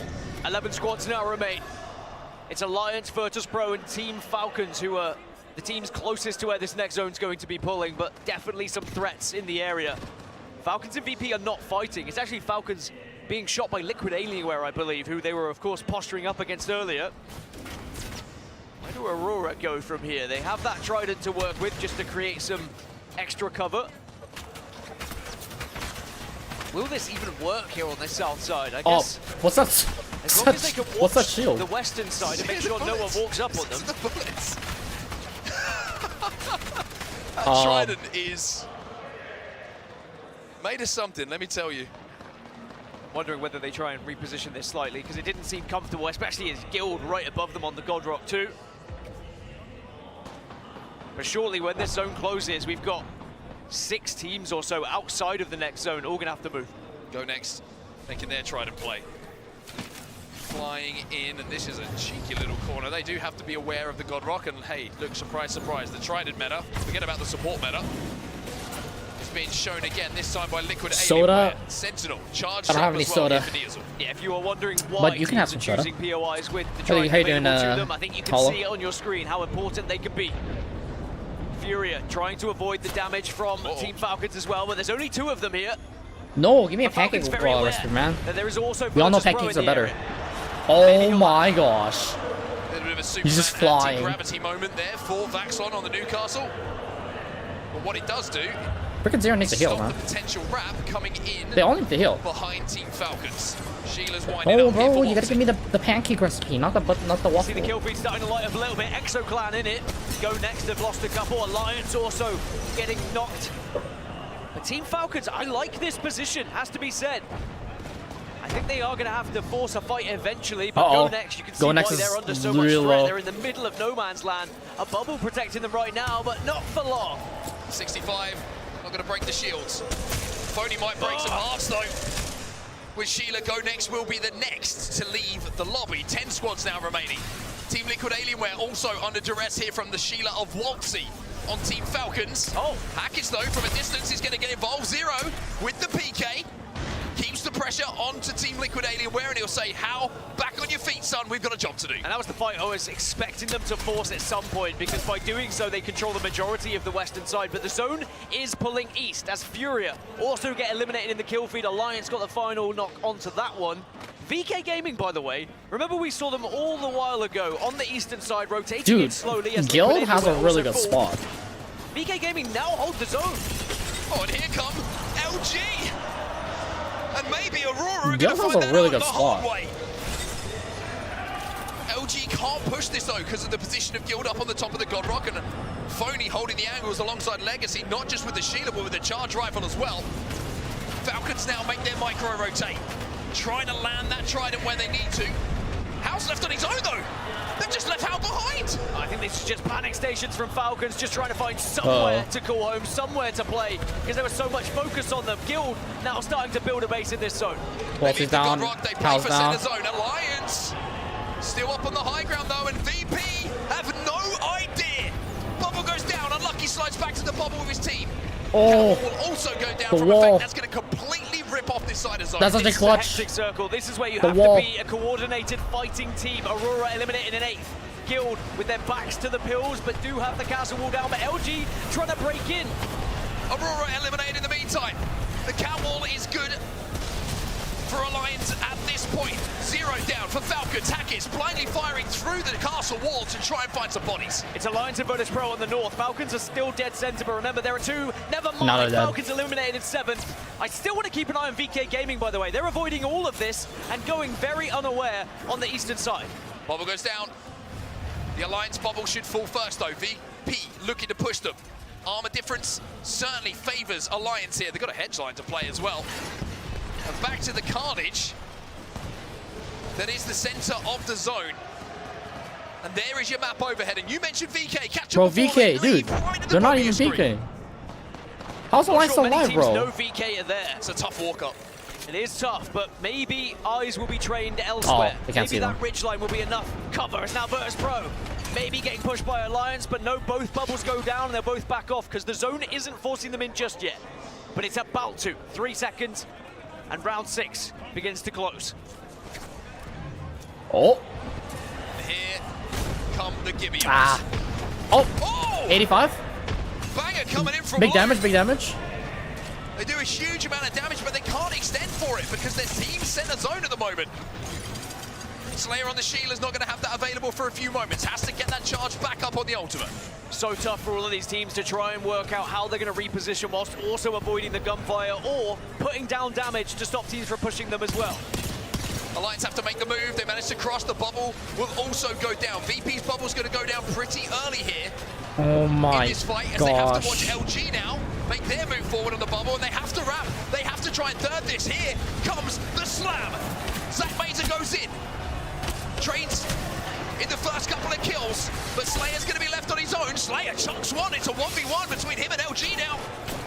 But Gilder overlooking this. Slayer playing behind the knockdown. Slayer? In the meantime, eliminated. Yeah, Gilder in a really good position. Burst Pro will try. Slayer's going to desperately attempt to stay alive. LG go down as to VP. VK still alive on this south and still going unknown right now.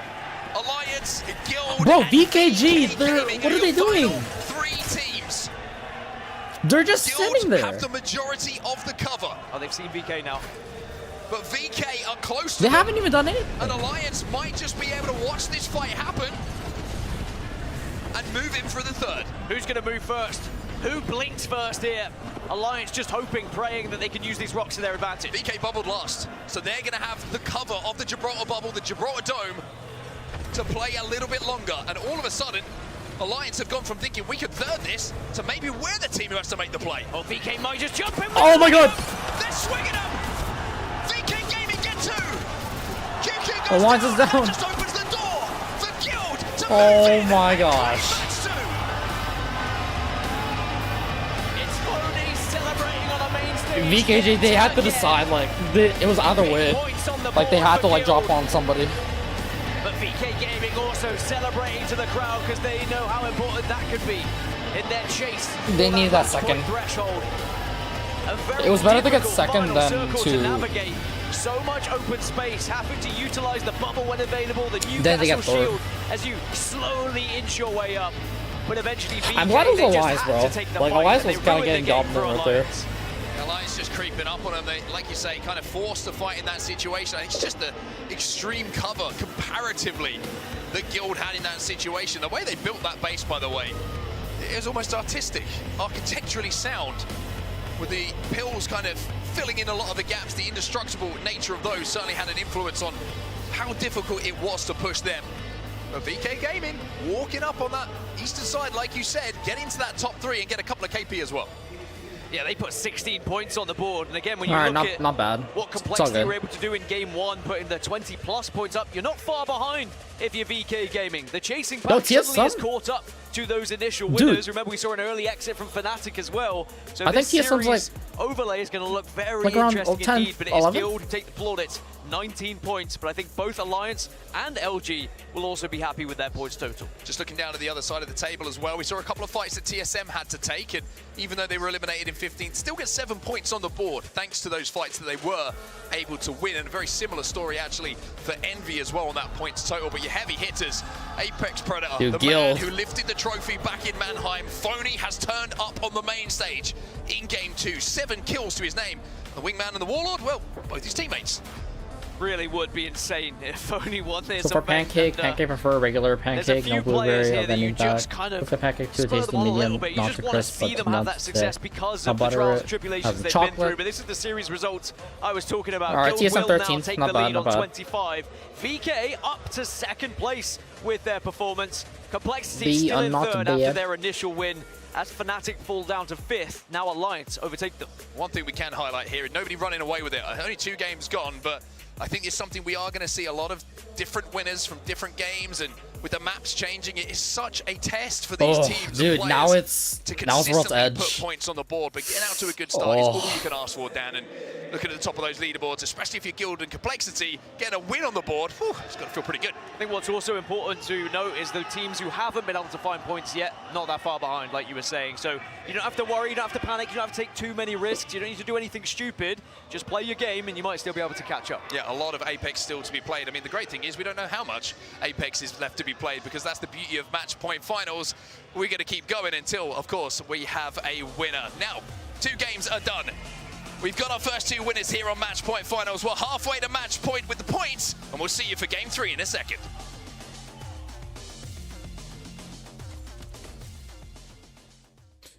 Bro, this is getting so intense. Ugh. Dude, watch TSM. They're gonna like, they always do bad the first couple games, but they're always on top when like near the end. Talk to me about how it feels to become a champion. Hey man, I can't believe it. I never thought I'd be here, you know. Burholz, the rest trying to follow on. But North Engine, they've been as good as anyone, but Burholz! Burholz! Today is the day that every Apex fan from around the world has been waiting, alright? Do you think they finna make a crazy comeback? Bro, like I really want TSM to win, bro. Look, dude, look, I have TSM's jacket behind me. I really want them to win, dude. Like I'm telling you, like they don't do like that well at first normally, but then like usually near the end they're actually like up top, like usually top 6 or top 5. Like as long as they can get up there, you know, I'll be happy. I just don't want them being like on the low, like on the bottom 10.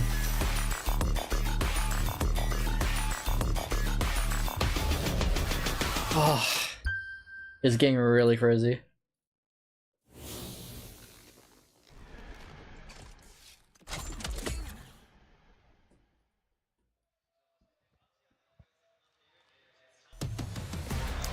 Battle Beaver, the official controller partner of the Apex Legends Global Series. Use code ALGS on their site at battlebeaver.gg/ALGS for 20% off during the championship weekend. Go directly to battlebeaver.gg/ALGS to automatically apply the 20% off ALGS code. Love these controllers. I love the energy in the crowd. Welcome everyone to Match Point Finals. Vicky Kitty here. I'm joined with Genome, and no matter how many times we get to take you guys through another championship finals, it never gets old. Oh, it couldn't. It couldn't. Not in a place like this. Not with a crowd like this. Not with the performances that we are seeing from the teams behind us. Some, though, maybe we wouldn't have expected. Depends how closely you've been watching. Guild, the Apex South, well, at least primarily team, take out game number 2. And they are one of 2 teams that I had my eyes on going into this as teams that have shown up in year 4 of ALGS and have just kept getting better. That's because over the last couple of lands, Guild have gone 11th. I'm getting new Xbox next week because the Xbox They are on an One upward I have trajectory, just like Gaming my port, Gladiators, so I'm getting who a have Series gone X and 10th, finally play 4th, Skate 3 and then again. 2nd. Hey, 2 let's teams go. that, if that trajectory keeps going, Vicky, there's only one place for them, and Series that's lifting X, the baby. trophy. And with Guild having Phony Come out on here now. too, you have to imagine how that changeup has really kind of influenced Guild into now having that experience going into a championship final and having something to prove. Exactly. Yeah, if you want to look at it, of course, that is the core of Jesco and Legacy there. Yeah. But yeah, with the addition of Phony Straight up, now, I might it'd play some actually be Halo like at back-to-back some point. for Not him. probably not on this Getting stream, some but last-minute I might strats there from try and their hop on like coach, Halo Winnie, who's been doing a Infinite. fantastic job helping out the team with their macro this year. And soon enough, we'll be switching over to World's Edge. I do like this cadence of the maps that we're getting, Vicky, as we go 1-1-1, and then we will switch it back around and go in reverse order through the maps and so on for the rest of this series. However long that may be, because of course, match point, you never know. That's the fun of it. You know my rule though, Genome. I always want some more Apex. I love it when we go the distance for our Match Point Finals. For those of you tuning in that may not know what Match Point Finals is, you have to hit that 50-point threshold and then further win a game after already hitting Match Point to be considered the champions within the ALGS Championship. It's been insane here in Sapporo. We had the mayor up on stage just a moment ago, and we have more action here as we also were mentioning the map rotation. We are moving over to World's Edge, and we'll be sticking over to World's Edge for match number 4 before we make that transition onto Storm Point. Yeah, no absolute like domination game so far where we see like 15 kills or something crazy like that. But picking up a few there, as you saw from Guild. Now, Didn't lie, I started getting confused how this old Xbox with 150 Fallout 4 mods didn't lag. This one, Enter Force 36. They come into this after a stellar performance with the 5th seed, Xbox Series S and they take out so Climatizer old. as their first pick. Alliance, That's they 7 went years for old Skyhook now. West here, and that is an interesting, one to focus on, because they were hoping. Remember, they're 2nd seed, and they were really hoping. Tell me, Hollow, do you like the Xbox Trident controller or the going PS into or Storm the PlayStation Point. It was controller? a risk they took, and well, the other teams weren't going to let them have it. They went to Northpad, and that was after Liquid Alienware took the Trident away from them over there. And yeah, you guys heard Mark and Dan talk about that before. Tridents will just be an ongoing sort of discussion point in this series, regardless of which map it is, because of course the flow-on effects from picking those most high-priority POIs out of all 3 maps flows onto World's Edge, flows onto E-District, because it pushes your drafts into that 2nd and 3rd round. You can use that to your advantage too, to carry some of that momentum as we make those transitions into these different maps. And by the way, everyone, thank you so much for your patience. While we do get ready for World's Edge, I did get word that there is a player on stage that is dealing with a nosebleed. You know, sometimes the excitement, the nerves could get to you. No shot. Also, just making sure that there's not a mess here. Everyone's ready to go on even ground here. My fair share of both, when you're but sitting on a stage my like this, comfort, when you're I looking at do this PS5, audience, but the everyone Xbox watching controller from home, with some there's home over grip is pretty comfy. 11,500 people in this arena. Honestly, I prefer It's gotten the fuller and fuller as the days have progressed. I don't know, like the offset of the sticks are kind of. From like a mile away I from prefer the like arena. the The sticks. line that I saw snaking to The get layout in of the here sticks on the has just PlayStation a been bit better. insane. I love the fans. I love the dedication that we've been able to witness in Sapporo. Especially the PS4 controller, it feels a little bit more. Of what legends have been picked from the teams as we. It feels like nice to like grip on. And we do see that I'm not EXO have too big on the the bigger now, controllers. They're landing at Harvester, Vicky. And of course, if they're a we've little seen bit too Loba big, so but far on yeah, that's why I World's prefer like Edge, the it's PS4 because they controller. are somewhere in the vicinity of a loop. But right now I've been rocking PS5. So this means, of course, I mean, typically controller. we've seen it more from Landslide, but I got myself a custom PS5 controller.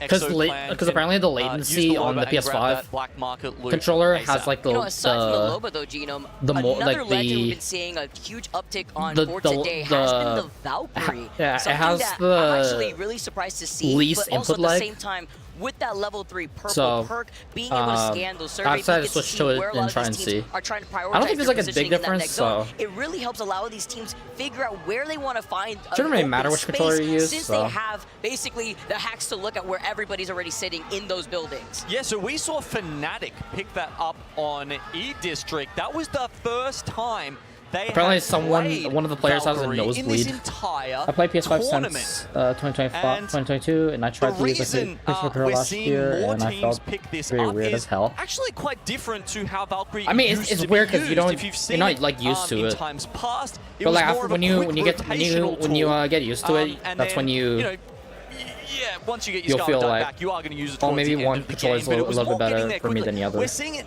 used differently here at Yeah, year that's true. 4 champs, where seeing teams wait, I prefer like the get smaller that third controller. beacon, The grab PS4 controller is the ring smallest console, controller out of the also grab some 3. survey beacons, and then because of that perk you mentioned, where you can see everyone, you do need to be purple, you need to be level 3 first, but Some once people you've don't got like that, so you get essentially all the information about where teams are below you, and it's a lot easier to slam those end game positions. The last bit, of course, is that you've got 2 support characters on your team, and they'll res you even if you get shot out of the sky. While we're resolving the nosebleed up on stage, everyone, I want to throw it over to a beautiful content piece while we take a look at this audience, while we take a look at the community, a love letter to Apex.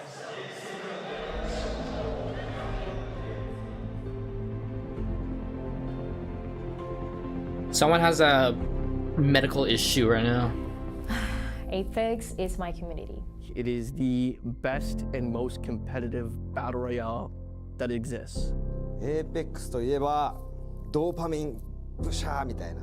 I've spent years playing this game and meeting different people. It's just become such a big part of my life. community is crazy with Apex. It's the only game that I've ever played where I've felt like I can be involved in something. I remember one of my friends hitting me up and being like, you need to download this game. It's amazing. I'm like, okay, whatever. I couldn't get off. It was one of those situations where I'm contemplating, like, do I call into work tomorrow? Apex almost feels like it's my life now because I've done so much with content. I've met some of my closest friends through Apex. My first console was a Wii in 2014. I can recall a little when I was playing on the Wii. There in Apex Legends, I think of Apex, and I made a lot of friends along I the think way. of me not being able to win because I'm bad. But you gotta admit, Apex is the game. There's no other game like Apex. And also, like, whether like the game is in a bad state or not, so many different ways. we always seem to come back to it, you know, just because like there's no other game like I know Apex. that there's a very loud voice on the internet, but there's a lot of people that care and play and love the game, and I know that because Dude, the I've Wii, talked to dude, 2015, bro, the Wii was already old. I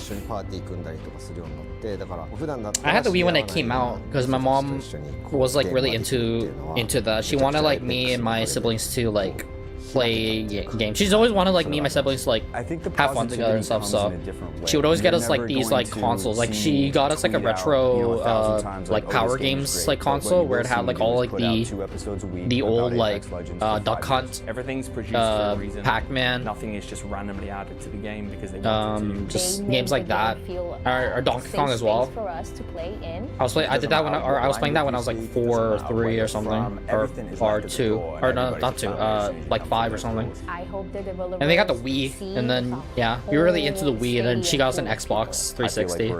And I think the Xbox 360 was the first ever console that I actually started getting into gaming in the first place. Apex Legends has changed my life. Apex Legends has changed my life. Apex Legends has changed my life. Apex Legends has changed my life, guys. Apex Legends have changed my life. Apex は俺の人生を変えてくれたゲームです。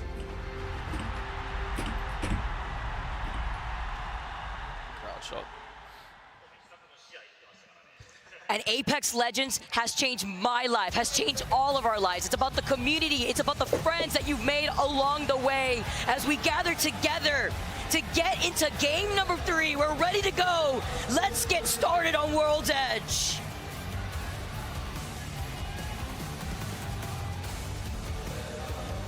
We drop in with Guild, winners of Game 2.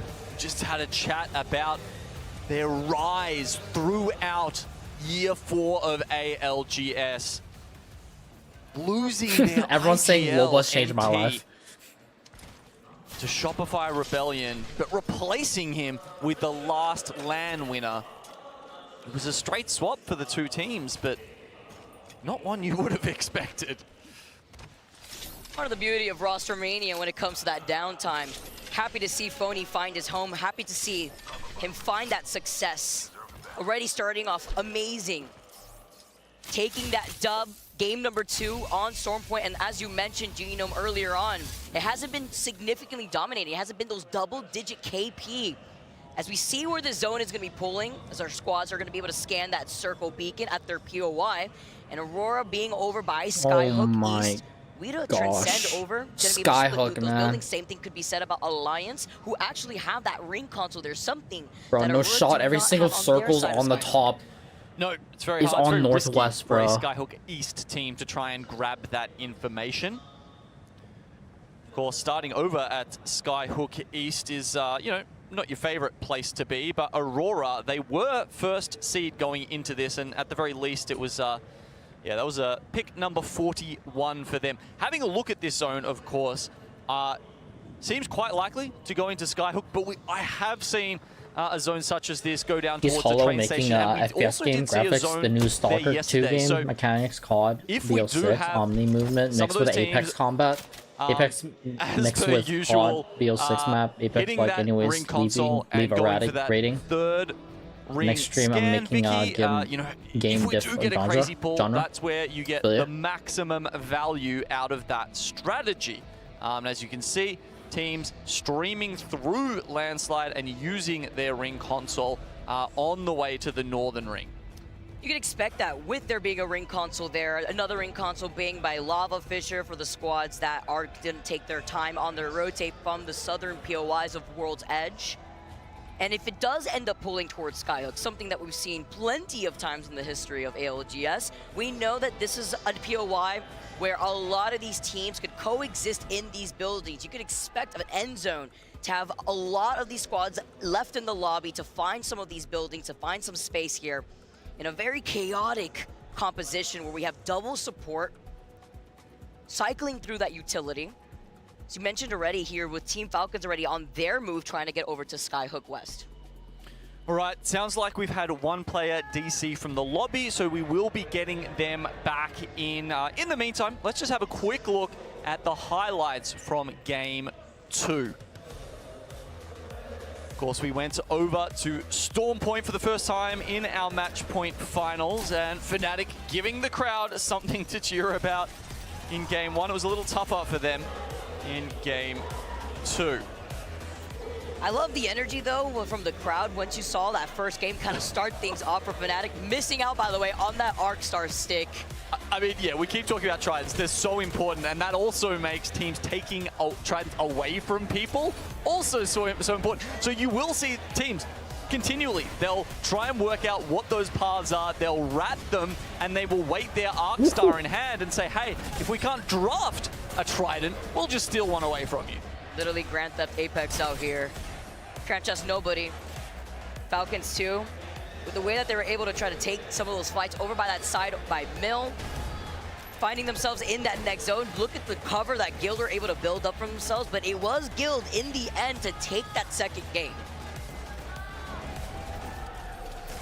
Phony been wreaking havoc on the Rampart here, and it's really interesting to see, you know, how you distribute those roles across the team, but I kind of like it, right? Because Jesco and Legacy are honestly just such insanely not aggressive, but like, you know, fierce, damaging players in their own right, that I don't mind giving the minigun over to Phony, and it kind of makes all three of them then quite significant threats on the battlefield. They're also very good at taking up space, which is crucial when it comes to showing presence against the other teams that may want to force out your Gibby bubble. That's actually something that we see a lot in these end zones, where if you don't have a Gibby bubble and you're forced to use it very early on because the other squads ended up using their Gibby ult too early, it's kind of the survival between who's going to slam that Newcastle wall last.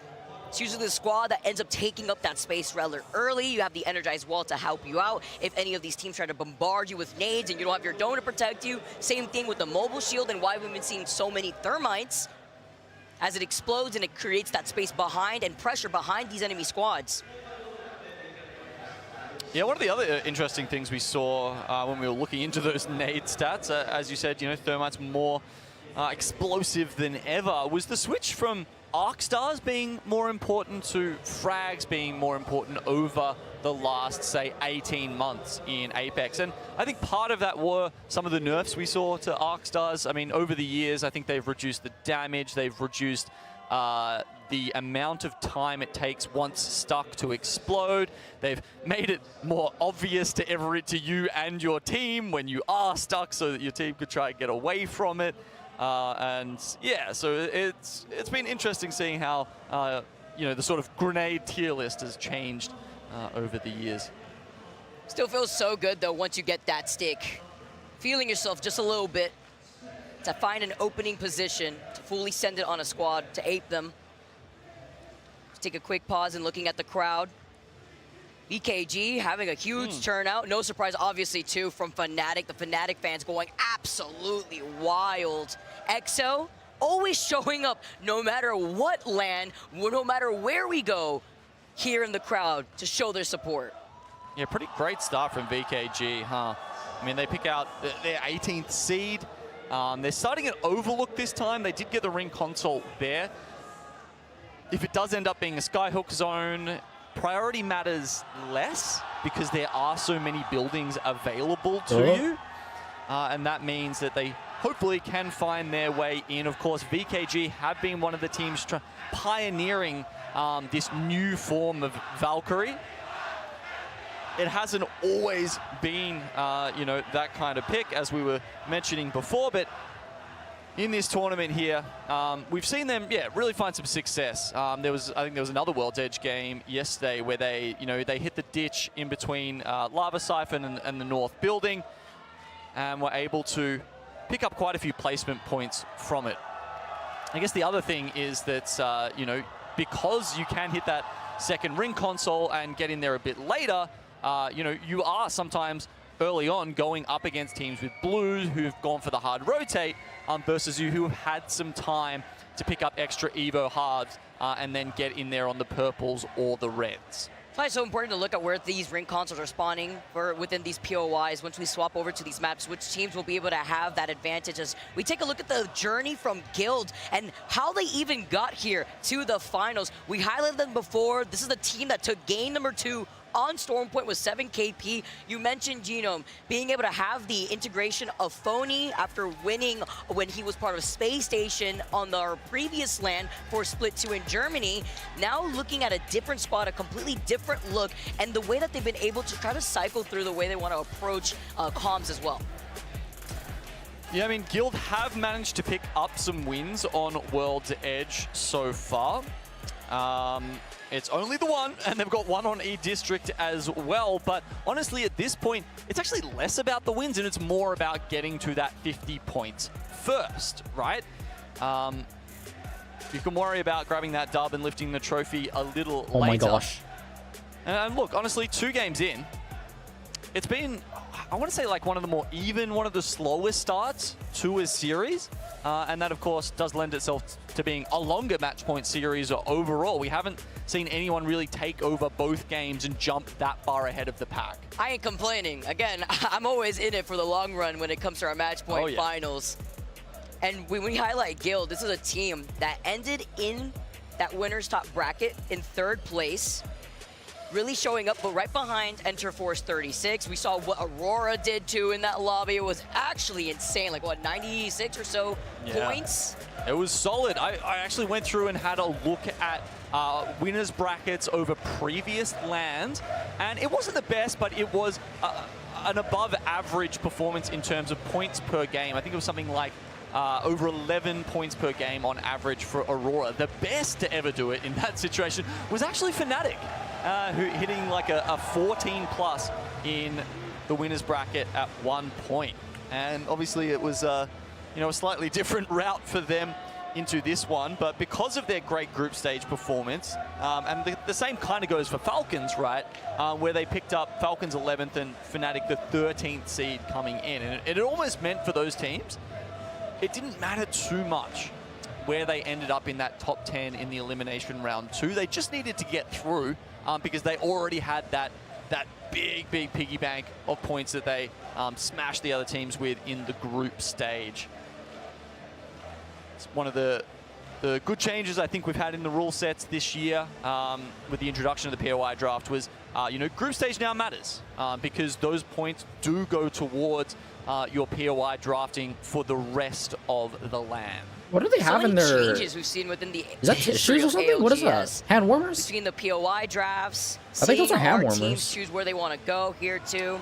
I like that there's smiles coming out of the Falcons there. That's good news. That's a good sign.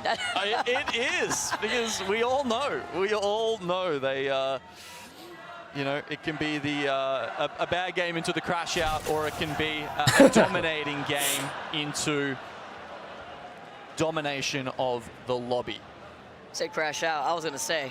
That's sometimes what we see from teams that end up getting a little too quiet on their comms and they feel a little tilted. Oh. What happened? All right. So while everybody's waiting, thank you again so much for your patience. Wait, did the game end? There's going to be a lobby restart. There have been no kills.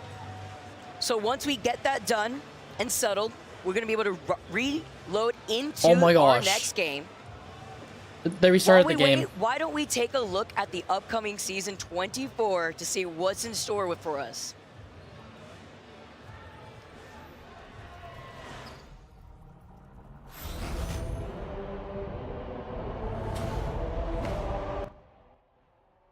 They restarted the game.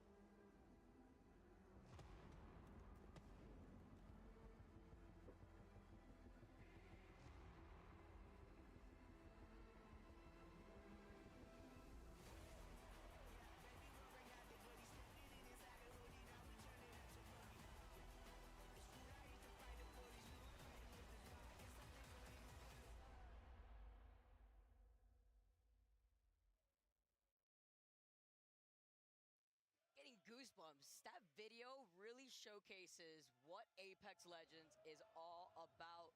Just as this crowd with their chants. Is it about dancing? Because you were dancing a lot. I was during dancing. that. Oh man, it's crazy. It's been a fantastic time thus far, hearing the chants as well. But I'm also getting word that we have our Apexies, our end of the year, year 4 championship award ceremony. Why don't we check that out? Welcome back to the Apexies. Your hosts, Wig and Reindeer. Oh. Thank you, and welcome back to the Apexes, the biggest night of the ALGS calendar. It is so big, in fact, I'm surprised you haven't already leaked it, Wig. But jokes aside, though, Rain, we are almost here for our last award of the night. That's right. The best roster of the year. And we do want to apologize for the previous language on the most recent award that was accepted. Thank you.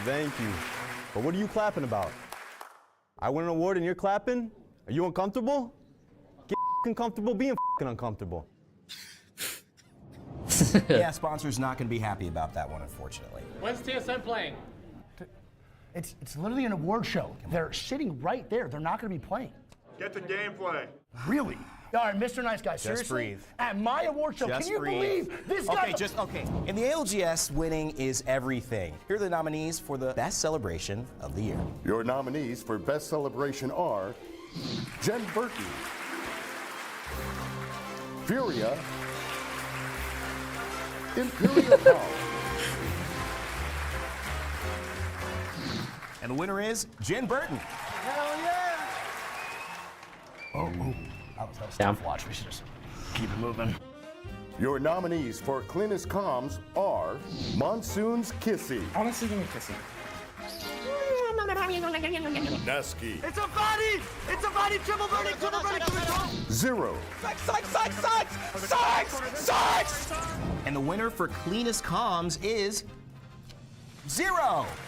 Actually, it's a maybe you stay there. It's a new mic, so you can just let's keep it away from this thing. To win the strongest player award, you gotta be dedicated.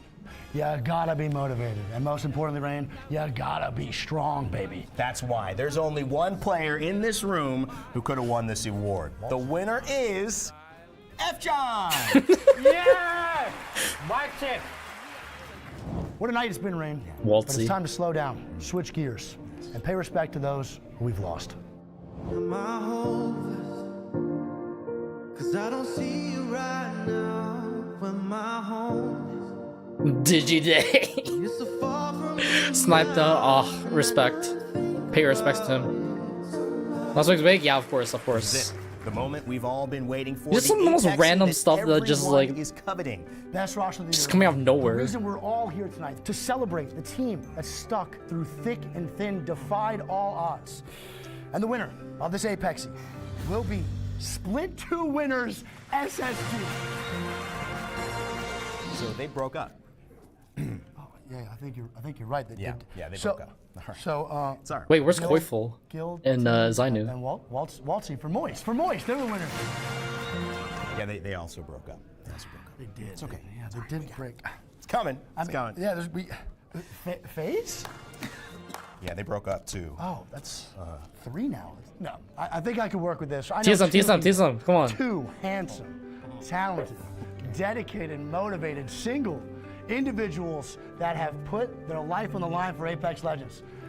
And the winner, the best roster of the year, is Wiggy Greek. Come on. Yeah, let's go. Hey, don't forget the name. Zero Land wins, but we still here, baby. Unstoppable, baby. Unstoppable. Call him. Call him. You know what it is. Wig, what are you doing? What do you mean, what am I doing? What are you talking about? We get hired, we make a fake award show, so we can finally get what we deserve. Me and Greek, best roster of the year. We're finally winning what we deserve. Rain, come on, man. Okay, I see what's going on here, and I don't think you need me. Okay, so good luck, have fun. Bye. Have fun. あいつのことは忘れなよ。あいつは俺たちのビジョン何も分かってない。We're gonna be stars. Yeah.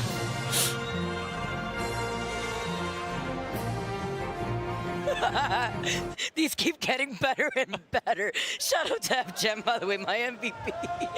Oh my goodness, the Apexes!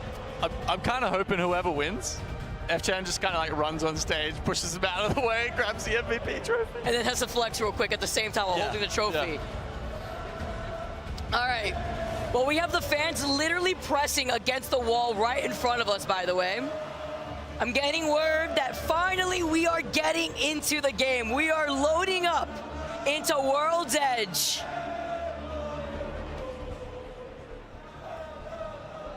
The EXO fans always do this, Gino. They always ring loud in our ears. I can hear him. I can hear him loud and clear. I don't know if you guys can on the crowd mics as well. Oh man, everyone's bringing their A game for their signs today as well. Unlucky effect. Lots of love for Alliance, as there should be. 4th place at the moment. Some of the best Apex and fans in the audience. EXO, of course, also always showing up in the crowd. We love to see them, and they love to see their guys in the finals again and again. I mean, it's been, I think, 4 in a row now, actually, finals appearances for EXO. Can I just say, Monsoon in the camera that we just saw right now, listening to the comms, that was such a throwback in the Apexes. I've completely forgotten about that, but he hasn't changed. That's the thing. No, like, they just showed the clip of when he got popular, when he first got like viral. From every member of that team. When he headshot like Shroud. They're ready to go. The audience is ready. I'm ready. Our players are ready to load in. Ratty is ready. Ratty is ready. I like that. Back to back.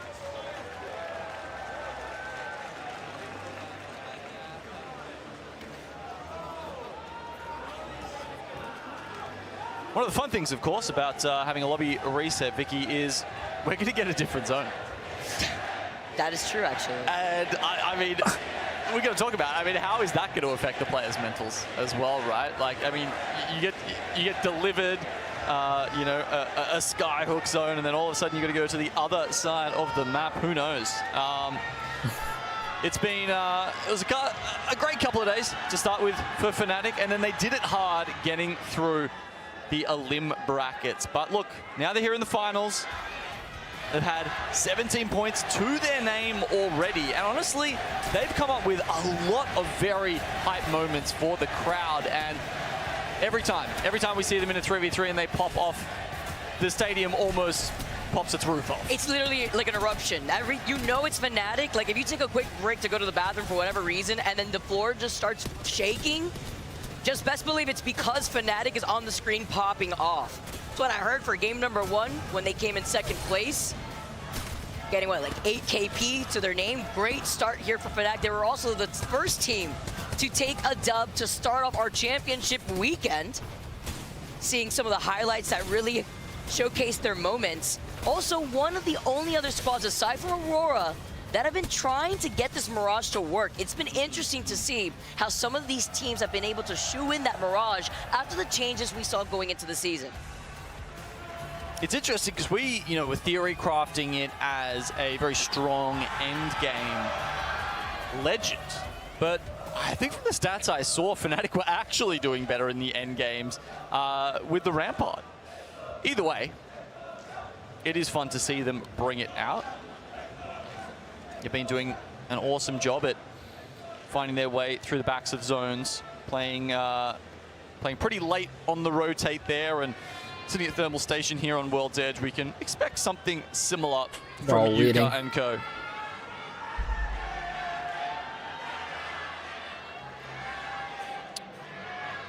And of course, 36, another home crowd favorite. Insane what they did in the winners bracket final. I think they were probably, one of, if not the most surprising team we saw here. Coming off a disappointing end to the last LAN, where they copped a lot of flack. They said, well, we need to give them something else to remember us by, and there was a performance to remember in that winners bracket. I mean, especially that one game where, what was it, like 20 kills? I don't know. It was something nuts. They just won 3v3 after 3v3, clean wins, and cemented themselves from almost out of nowhere as one of the best fighting teams that we've got in our arena. Literally aping every squad in the lobby. When you're in the winner side of the bracket at Champs, this is not something I had in my bingo card when I was looking at Enter Force 36. Like you said, having to give people something else to talk about for this team. Well, they've been consistent in the past, right? But not necessarily in the way you would like to be. They've made it into finals lobbies, but they went 18th, 20th, and 18th. So they've barely made a dent when it comes to Championship Sunday. But with the way they were playing in the winners bracket, now it's not the same, but it's similar to the lobby that we've got on our hands here. I'm expecting a much different result. It's not going to be that hard for them to beat their previous high of 18th, and I'm expecting them to do it here today. Also opting to go to Climatizer on World's Edge. A lot of loot here, a lot of split looting. Also the way that they're going to be able to try to rotate from that northern side of World's Edge specifically for this Game 3. Not going to be much longer now, everyone. Thank you again for your patience, but looking at our legends ready to go. Laughing a little bit, looking at the chat from the players. A little cold, by the way. That's what the players are talking about. You got to get those -2 degrees right now, mate. I mean, it's cold, but even in an arena full of people, you still feel the chill. And you have to keep your hands cold. Once you take a little bit of a break, you come back, you're ready to go.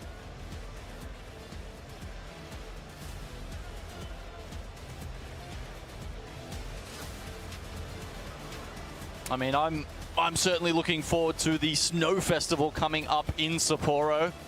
And as just a sort of a little taste of what's going on there and around the, I was about to say like the birthplace of snow, but that's probably not geographically accurate.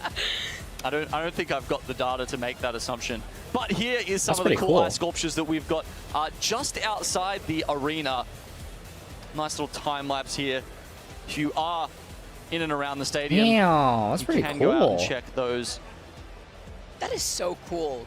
Like, what the detail to this is actually insane, especially with the banner behind them. It's like when you are the champions with the ice sculptures right in front, taking their positioning. It's been an amazing time in Sapporo. Even better time to see it snow as somebody from the tropics. Not used to it, but it's been beautiful. No, I walk outside and I'm just, I believe in magic, Vicky.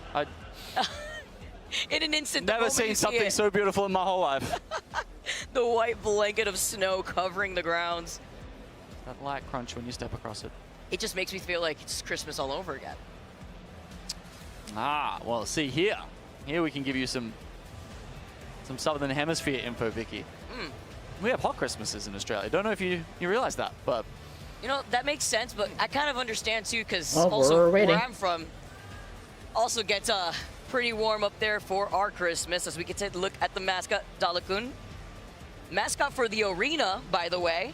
Oh my God, I'm surprised that guy didn't get pounded into the ground after he got the high five there from, how big his wing is. From the big hands. Trying to throw these hands with the way the competition's been shaping out. That guy doesn't need a baseball mitt, that's for sure. And watch out with the beat too, it may poke out your eye. Just catches the ball and crushes it in his hand. Reminds me of what Waltzy would do if he was the one with the ball instead. Someone throw me a baseball right now. No, don't, because Okay, all right. with my luck, it's going to end up hitting me, and I don't have the proper hand-eye coordination to retaliate, so let's not. I got it. I'm ready. You're ready. That's because you're so used to it. Even though it's a little deceiving right now, it could seem like maybe Tall Genome and Vicky are like right there aligned. Unfortunately not. I am on top of an ample box. I've been able to get strapped down on the box so that way I don't fall off. Otherwise, then it'd look like this. You know what we need? Oh no, they know the truth. They know the truth. You can't deceive them. You know, like on a spaceship where they have those like magnetic boots so you can like walk on the outside of the spaceship and not fly away? We need those for you. And then you can sit on the apple box and you won't Actually fall be off. afraid, actually, because Yeah. there's been a few scares when it comes to us Oh setting my up for gosh, everything. come But this is on. getting We're waiting. taking a little slightly longer than we were expecting, everyone. Don't go anywhere. We're gonna hop over to a break and hopefully we'll have everything sorted when we come back.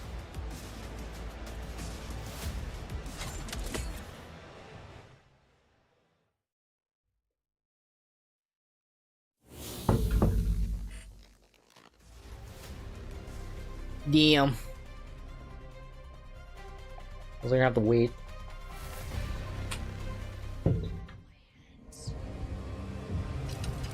Now some of it is yours.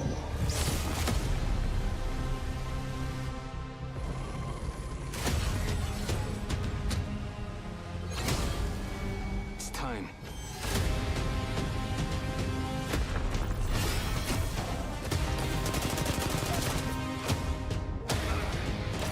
This is where it ends. I love a dying world.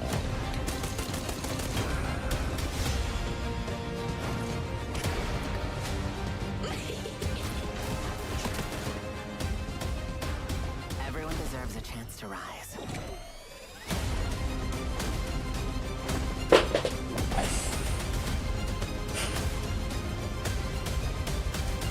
The truth will be known to all.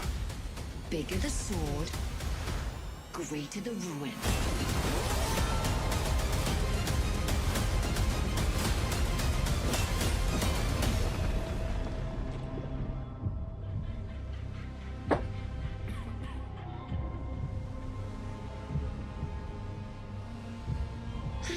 Tragedy.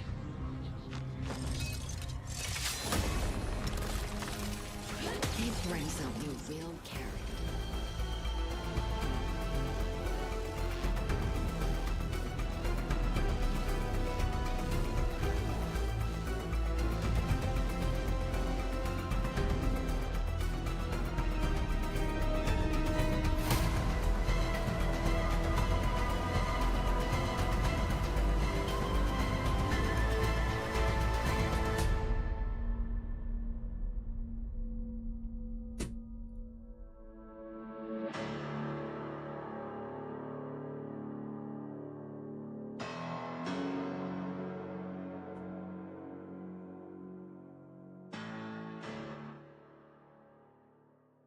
I'm gonna open up Apex.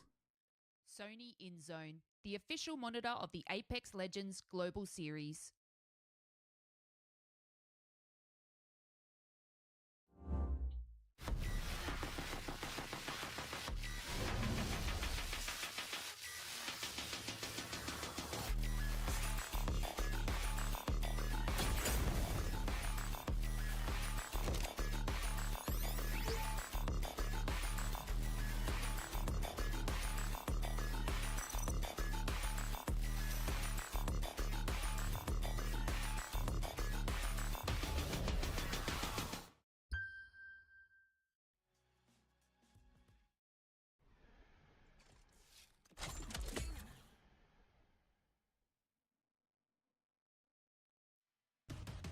Welcome back, everyone. The crowd is ready to go.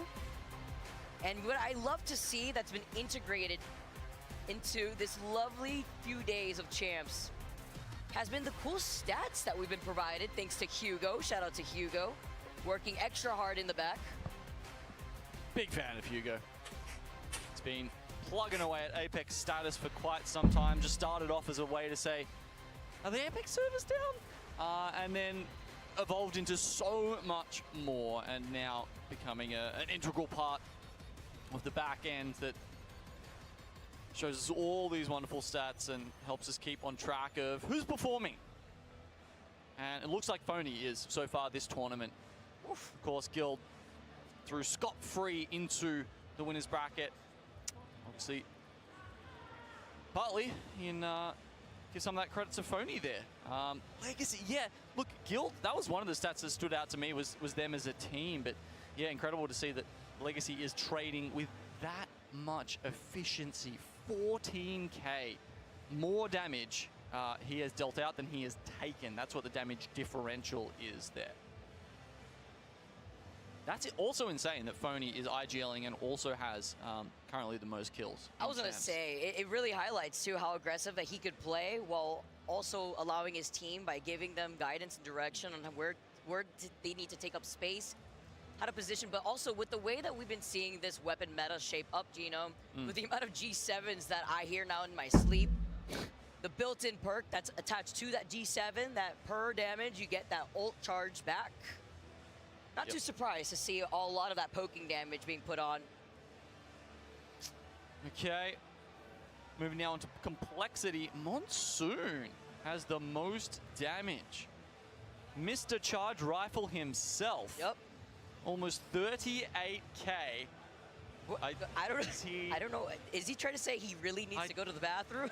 I was about to say, I'm not sure I want to know. Light show. Sorry, Mon. He's ended the runs of 9 players with the charge rifle. At least you'll have to look at lava on World's Edge, not so much water on Stormpoint. As Monsoon is also our Bocheck kill leader. 2 fall into his arrows, okay. His hair also styled quite wonderfully today. I thought I'd just point that out. You have to let him know that, Gino. Does it say glorious on his shoulder there? Is that what, yeah, I think yeah, I think that's referring to Whoa, hold up, whoa. Bro, hold up. I'm not gonna lie, between Monsoon and Dude, Kimchi, like, calm down, the way bro. that those two interact with one another is just on another level. It's so awesome. And for anyone trying to say that Falcons is an NA team, by the way, do you see that koala? See that koala on the front of the stage there, Vicky? It says Australia on it. Just in case. I was honestly, you know, I understood what you meant, but I couldn't find the koala. How many Australian people you see there in the box? Count them. Count them for me. No, 3. The coach. Okay, yeah. Okay. How come Waltzy and Drucker has Neo You have and... to isolate how over Oh, to and the side. oh, As how? we take a look at more stats here. Zero doesn't have it, Zero though. has dropped 287 Gibby bubbles in Sapporo. Yeah, it was interesting watching this team go through the process of deciding on what their team composition should be coming into Sapporo, right? They actually went through quite a lot of iterations. Zero was saying that he would...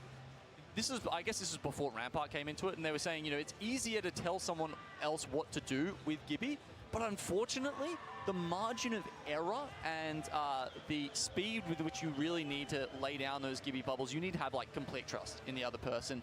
And it's just very hard to do sometimes with the way that the Falcons play, because you know, Zero is the one dictating the flow, and dictate I think is the right word there, because he runs that team like a bit of a dictator, right? It's very different to some other dynamics we see, like say Shopify Rebellion, where you'll have Zainu on the Gibraltar, and it's a more collaborative effort. I think that's worked into the way that they've tried to establish their own pacing within the comms and the way that they approach macro into the game. As we take a look, the Falcons fans here in the crowd. Yeah, gosh, if you're privacy being right there. Talking about stats, there's the man with all of them. There's privacy. Falcons have repeatedly talked about how much of a great impact he's had on their team. Especially back in the days of contests, there were some pretty insane stats he was pulling out, you know, down to the level of a weapon is more likely to spawn on this tarp or in this bin, and therefore that's where we need to land to get the better of the other teams. Now that we're into the POI draft, part of the ALGS history, not so much of an issue anymore. A nice flyby with the EXO flag. Fnatic fans still lighting up the crowd here. Alliance showing up, a team that I'm just waiting for them to take an ALGS land right now because this squad has just been so consistent. You talk about IGLs, figuring out how you want to find your positioning, Hockeys being one of those players, being that IGL for Alliance to be the foundation for that squad. Yeah, he's also got the most kills so far, I believe, on this team this LAN, which is Holy crap, it's been you're unlucky and over 30 an minutes. effects team, and you're telling me you've got more kills. I mean, yeah, that is an insane effort from the IGL, and yeah, he's just been incredibly consistent, right? I mean, at one time they were called, you know, group stage merchants, but I'm having a look back through their LAN performances: 5th, 9th, 19th, 14th, 1st at AWC earlier this year, and then 3rd at the most recent in Mannheim. That's an impressive record. They have Why is this box here? rarely failed to show up.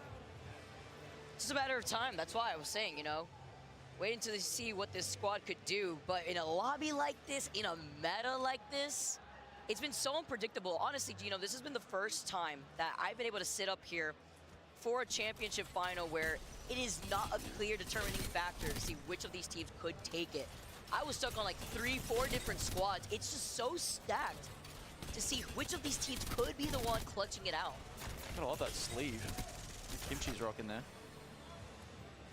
Looks like he's almost bursting out of it, honestly.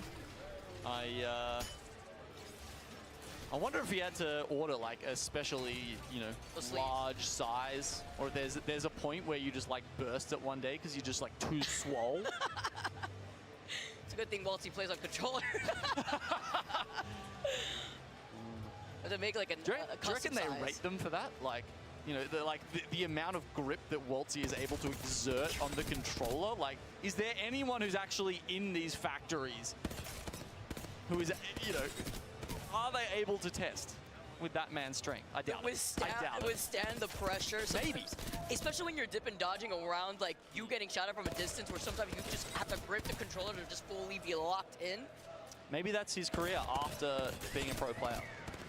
Controller tester. Controller strength tester. Walks in every day. Just like, how many controllers will it take before you find out it's strong enough to withstand? In 15 years' time, when we're here casting the 2040 ALGS LAN Championship, the players will be playing with titanium controllers, and you'll know why. It'll be all Waltzy's fault.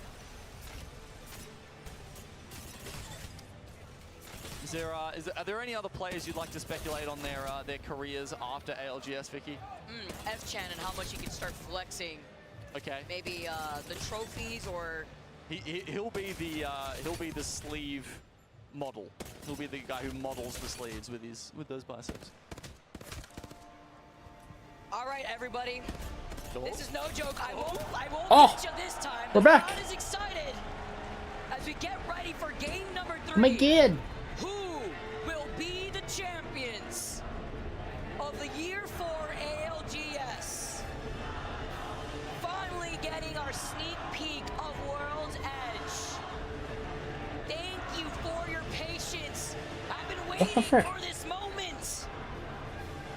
And our legends are ready to go. The players are vying to jump into these games. I know Monsoon was a little sitting on the edge of his seat. Hopefully he could hold it in. Hopefully. He'll have to. No other choice. All right. We're in. We're underway.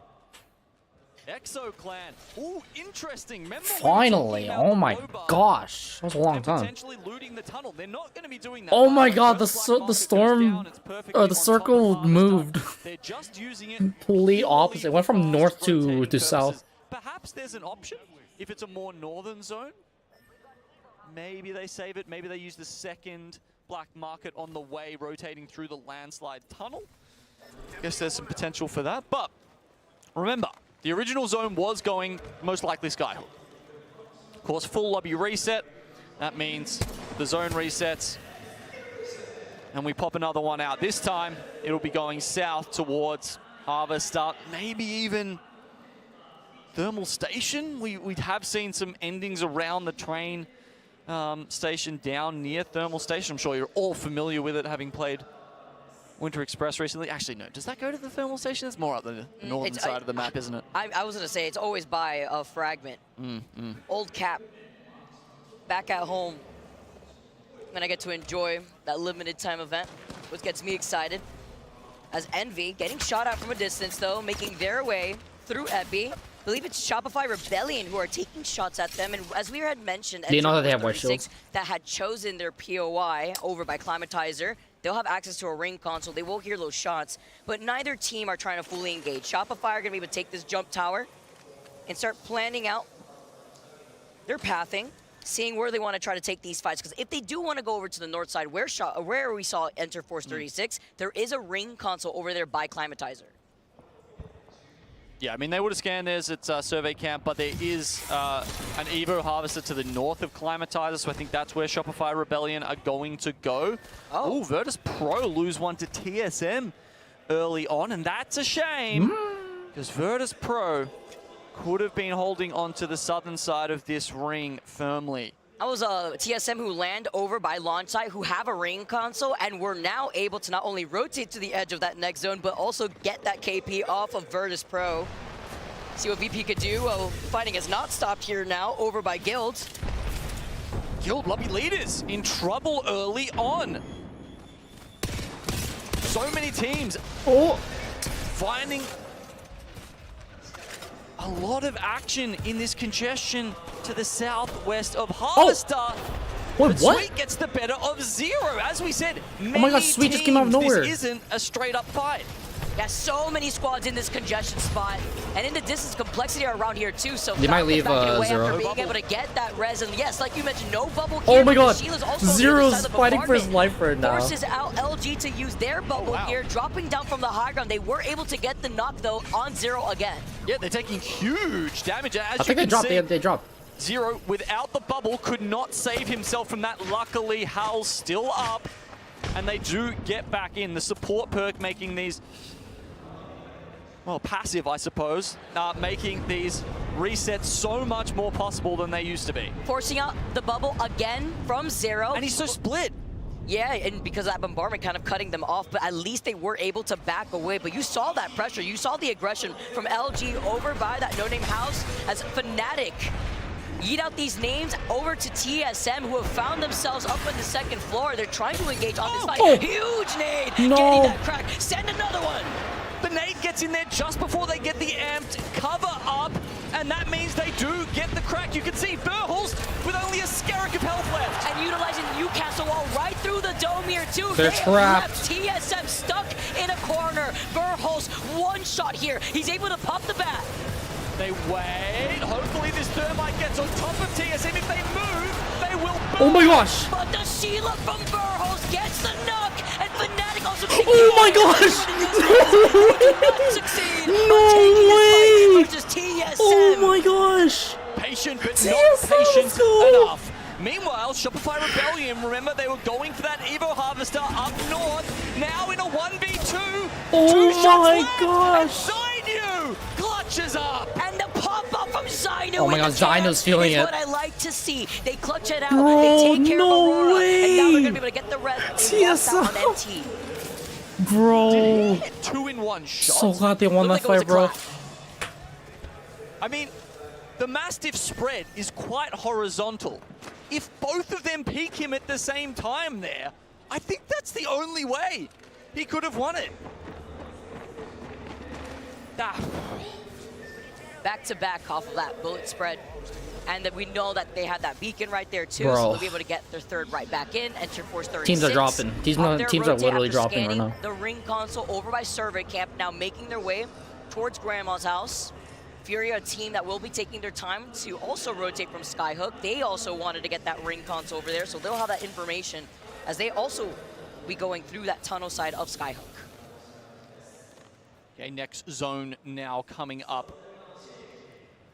As we saw with TSM, some teams are opting, calling this potentially towards the thermal side of things. They're not right. It's going to be Harvester. Oh. Gaming Gladiators, Envy Team Burger set up early. Harvester, man. Knocked him down to the south, actually may have a good spot. They're sitting, I believe, in the train cars on top of the highway, and they will be able to spot out these teams rotating in from the south, from Tree, maybe even VK Gaming over there. Meanwhile, Shopify, very long way to make it towards Harvester, and they're also going to have to go through some gnarly chokes. Really, only that free choke would be coming out of Monument side towards the south side that would lead you into Harvester. We know that there's that snake building that some teams could try to coexist in over by Harvester. Looking at Liquid Alienware though, only 2 games down, and they've only been able to accrue 2 points in total. You could see them trying to take some shots with the longbow. I think safely, they were looking at VP originally, who were able to get the reset, by the way, by Tree, and could also hold on to that ring console there to deny that opportunity from other teams. They get the reset, but they lose all of their priority, Vicky. I mean, you know, they're landing VP at Lava Siphon, one of the closest zones in here for them, and yet they're going to be one of the last teams into Circle 3.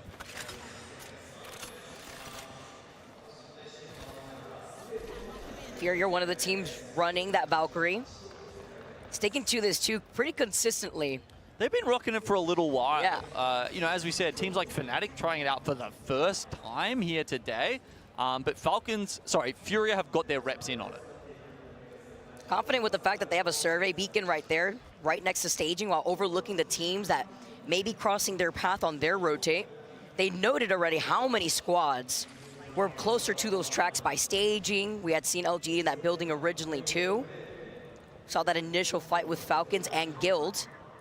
Alliance had moved up to that spot instead now, with a lot of teams really securing their spot the middle part of Harvester, where there's also a ring console, by the way. Yeah, it looks like VK Gaming are playing for that one.